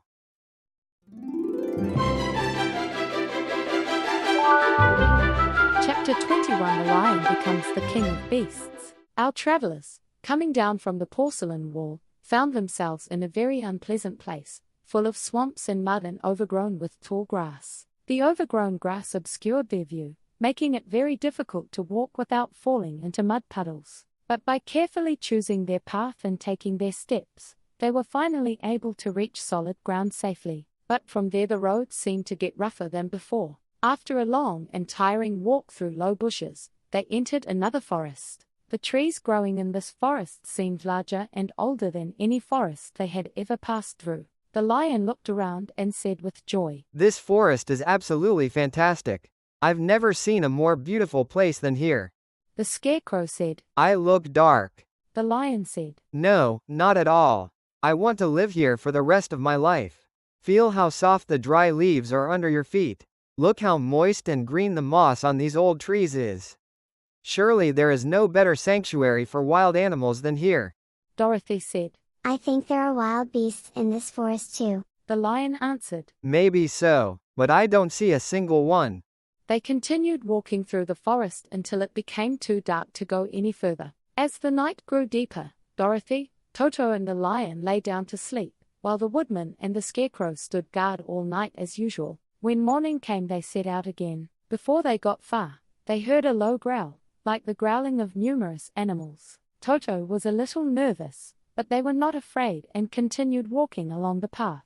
They came to a clearing in the forest where hundreds of animals of all kinds were gathered. Dorothy felt a moment of fear when she saw the tigers, elephants, bears, wolves, and foxes there, but the lion explained that the animals were having a meeting. He said they seemed to have a serious problem because they were howling and growling. When the lion spoke, some of the animals saw him. Then, as if by magic, the huge crowd suddenly became quiet. The biggest tiger among them approached the lion, bowed down and said, Welcome, King of Beasts. You have come at a time when we need you most. Help us fight our enemies and bring peace back to all the animals in the forest. The lion asked in a calm voice. What's the problem? The tiger answered, We are all threatened by a fierce enemy that recently appeared in this forest. It's a huge monster that looks like a big spider. It is as big as an elephant and has 8 long legs like a tree trunk. The monster crawls through the forest, catching animals with its long legs, bringing them to its mouth and devouring them in one gulp, like a spider catching a fly. None of us can be safe as long as that monster lives. So we called a meeting to discuss what to do. And then you came. Am I one for an umps? The lion thought for a moment and then asked, Are there any other lions in this forest? There were a few, but they were all eaten by monsters. Besides, those lions weren't as big and brave as you. The lion asked again, If I deal with your enemies, will you bow down to me and serve me as the king of this forest? I will gladly do so. The tiger answered immediately. Then all the other animals shouted in a loud voice, I would be happy to do so.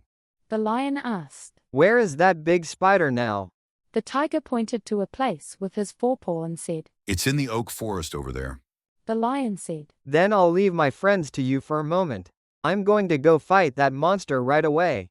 The lion said goodbye to his friends and walked proudly to fight his enemies. The spider was lying down and sleeping when the lion found it. The spider was so hideous that the lion could not help but turn his head away in disgust. The guy's legs were very long, just like the tiger said, and his body was covered with thick black fur. Its large mouth was lined with sharp teeth about 30 centimeters long, but the head was connected to a plump body by a neck as thin as a wasp's waist. Seeing this, the lion thought of a good way to attack this monster. When it occurred to him that it would be easier to attack the monster while it was asleep than when it was awake, the lion jumped up and landed directly on the monster's back. The spider's head fell off its body as the lion struck down with its powerful forelegs, raising all its sharp claws. The lion jumped down to the ground and watched until the spider's long legs stopped writhing. He could tell that the monster was completely dead. The lion returned to the clearing where the forest animals were waiting for him and said proudly, "You no longer need to fear your enemies." Then all the animals bowed down to the lion who had become their king. The lion promised that as soon as Dorothy was safely back in Kansas, he would return to the forest and rule over them.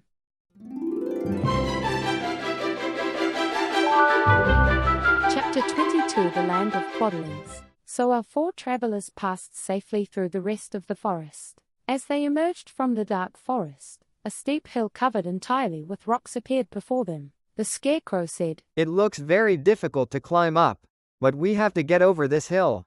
The Scarecrow who said so walked ahead, and the rest followed him. As they approached the first rock, they heard a harsh voice shouting, "Get out!" "Who are you?" And the Scarecrow said. Then a head suddenly appeared above the rock and spoke in the same voice. "This hill is ours. No one can pass through here." The Scarecrow said, "But we have to get through here. We are going to the land of Quadlings." "Absolutely not." And the voice answered. Behind the rock where the voice came from was a strange-looking man they had never seen before. He was very short and stocky, with a large, flat head supported by a thick, wrinkled neck. But he had no arms. The Scarecrow, seeing this sight, was not at all afraid, thinking that the poor man would not be able to stop him from getting over the hill. So the Scarecrow walked away confidently and said, "I'm sorry I can't do what you want, but we have to get over this hill whether you like it or not."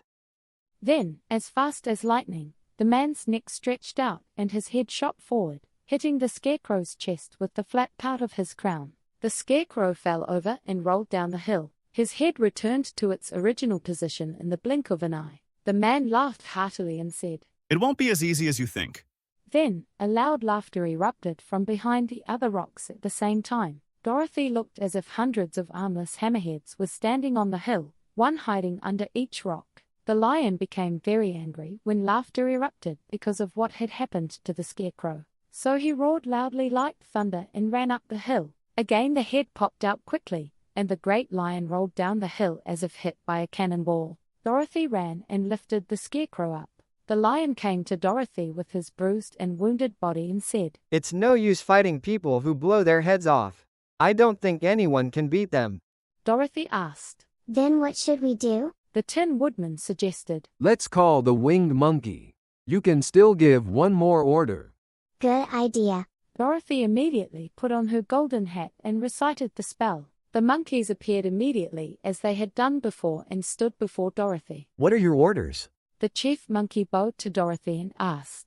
Dorothy answered, "Take us to the Quadling country beyond this hill." I will do that. As soon as the chief monkey answered, the winged monkeys flew into the sky with the four travelers and Toto in their arms. As they passed over the hill, the hammerheads shouted in annoyance and shot their heads high into the air. But the head did not reach where the winged monkey was flying. The monkeys dropped Dorothy and her friends off in the beautiful land of the Quadlings, over the hill. The chief monkey said to Dorothy, "This is the last command you gave us.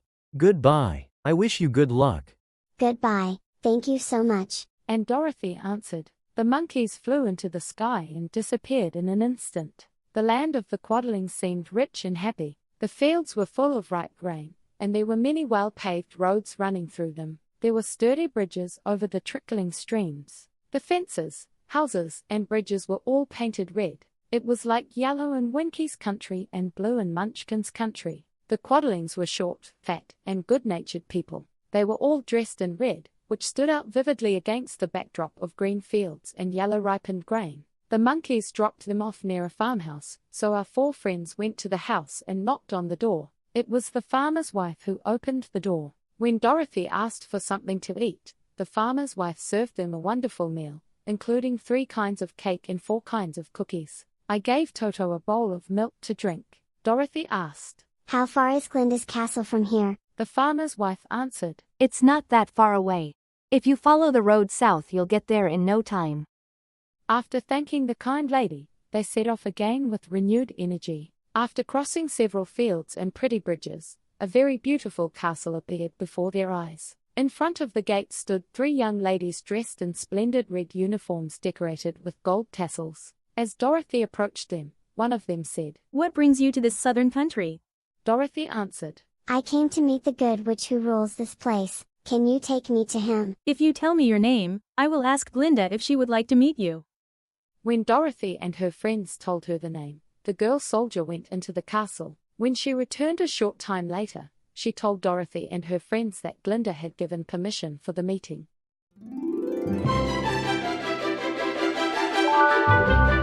Chapter 23 Glinda the Good Witch grants Dorothy's wish. But before they met Glinda, they were led to a room in the castle. There, Dorothy washed and combed her hair, and the lion shook his mane to shake off the dust. The scarecrow made himself look as good as he could, and the woodcutter polished his tin body and oiled his joints. When they were all dressed up, they followed the girl soldier into the large room where the witch Glinda sat on a ruby-adorned throne. Glinda looked really beautiful and young. Her rich red hair flowed in waves over her shoulders. Glinda, dressed in a pure white dress, looked at the little girl with affectionate blue eyes. Glinda said, "How can I help you, little miss?" Dorothy told the witch Glinda everything that had happened. He told of how a whirlwind had brought him to the land of Oz, and how he had met his friends, and of all the wonderful adventures they had had. Dorothy added at the end, My biggest wish right now is to go back to Kansas. Mrs. M will be worried because she thinks something bad has happened to me, and if this year's crop is not as good as last year's,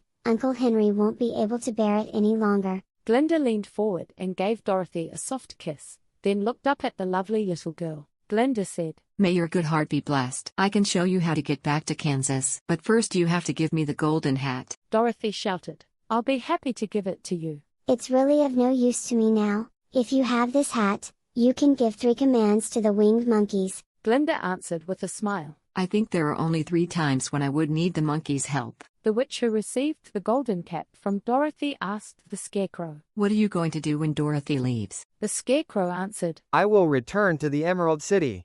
Oz has made me the ruler of that place, and the people like me. But one thing I'm worried about is how to get past those Hammerhead's hills. Glinda said, "I will use the golden cap to command the winged monkeys to take you to the gates of the Emerald City. We cannot take away from those people a great ruler like you." The scarecrow asked, Am I really that great? Glinda answered, "Because you are special." Glinda asked the Tin Woodman a question. "What will you do when Dorothy leaves for her own country?" The woodcutter leaned on his axe and thought for a moment, and then he said, The Winkies were kind to me, and wanted me to rule over them after the wicked witch died. I like Winkies too. If I could go back to the Western country, I would like to rule over them and live there forever. Glinda said, "My second command to the winged monkeys is to take you safely to Winky's land. Your brain may not be as big as a scarecrow's, but if you sharpen it well, it will shine much brighter. I trust you will rule the Winkies wisely." And the witch looked at the big furry lion and asked, "What will you do when Dorothy returns home?" The lion answered, Beyond the hills of the Hammerheads there is a very large and old forest. All the animals living there made me their king. If I could go back to that forest, I would live there happily for the rest of my life.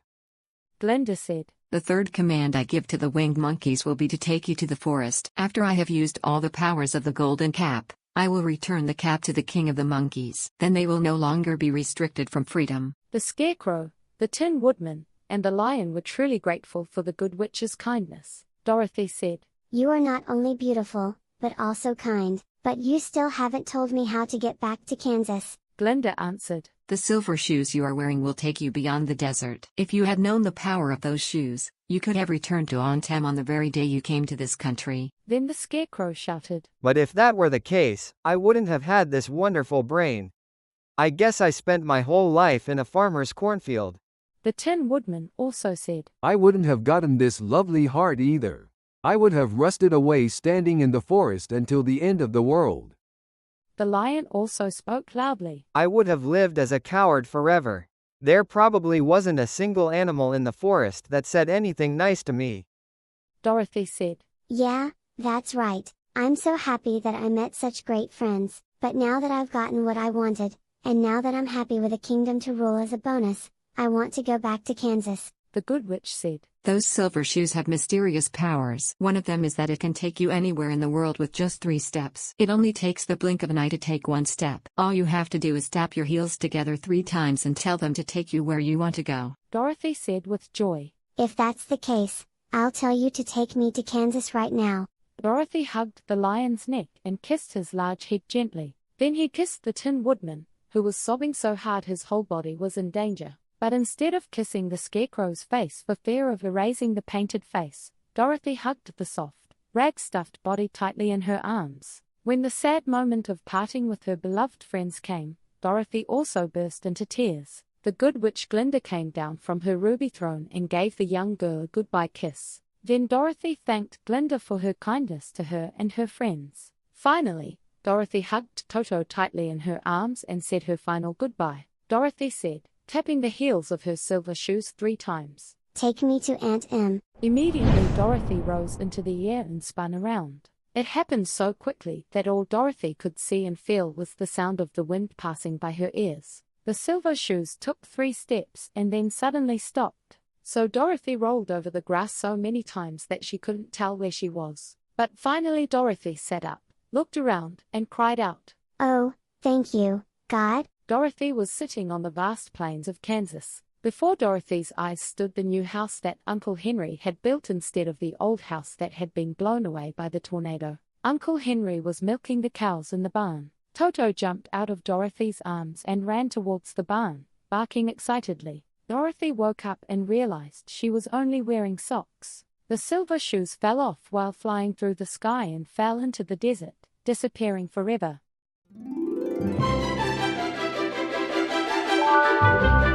Chapter 24 Home. As Aunt Em was leaving the house to water the cabbage patch, she saw Dorothy running toward her. Our baby! The old woman hugged Dorothy tightly and kissed her all over her face. Where on earth have you been? Dorothy answered with a serious face. I went to the land of Oz. Oh, Auntie Em, I'm so happy to be back home.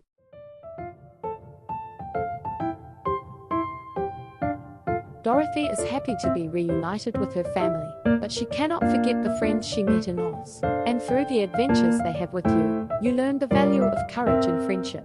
The story of the Wizard of Oz reminds us of courage, hope, and the value of friendship. As Dorothy and her friends showed, we too can overcome adversity and pursue our dreams. Thank you for watching the entire Wizard of Oz story so far. Story Narae will come back with another story. Subscribe and turn on notifications so you don't miss the next story.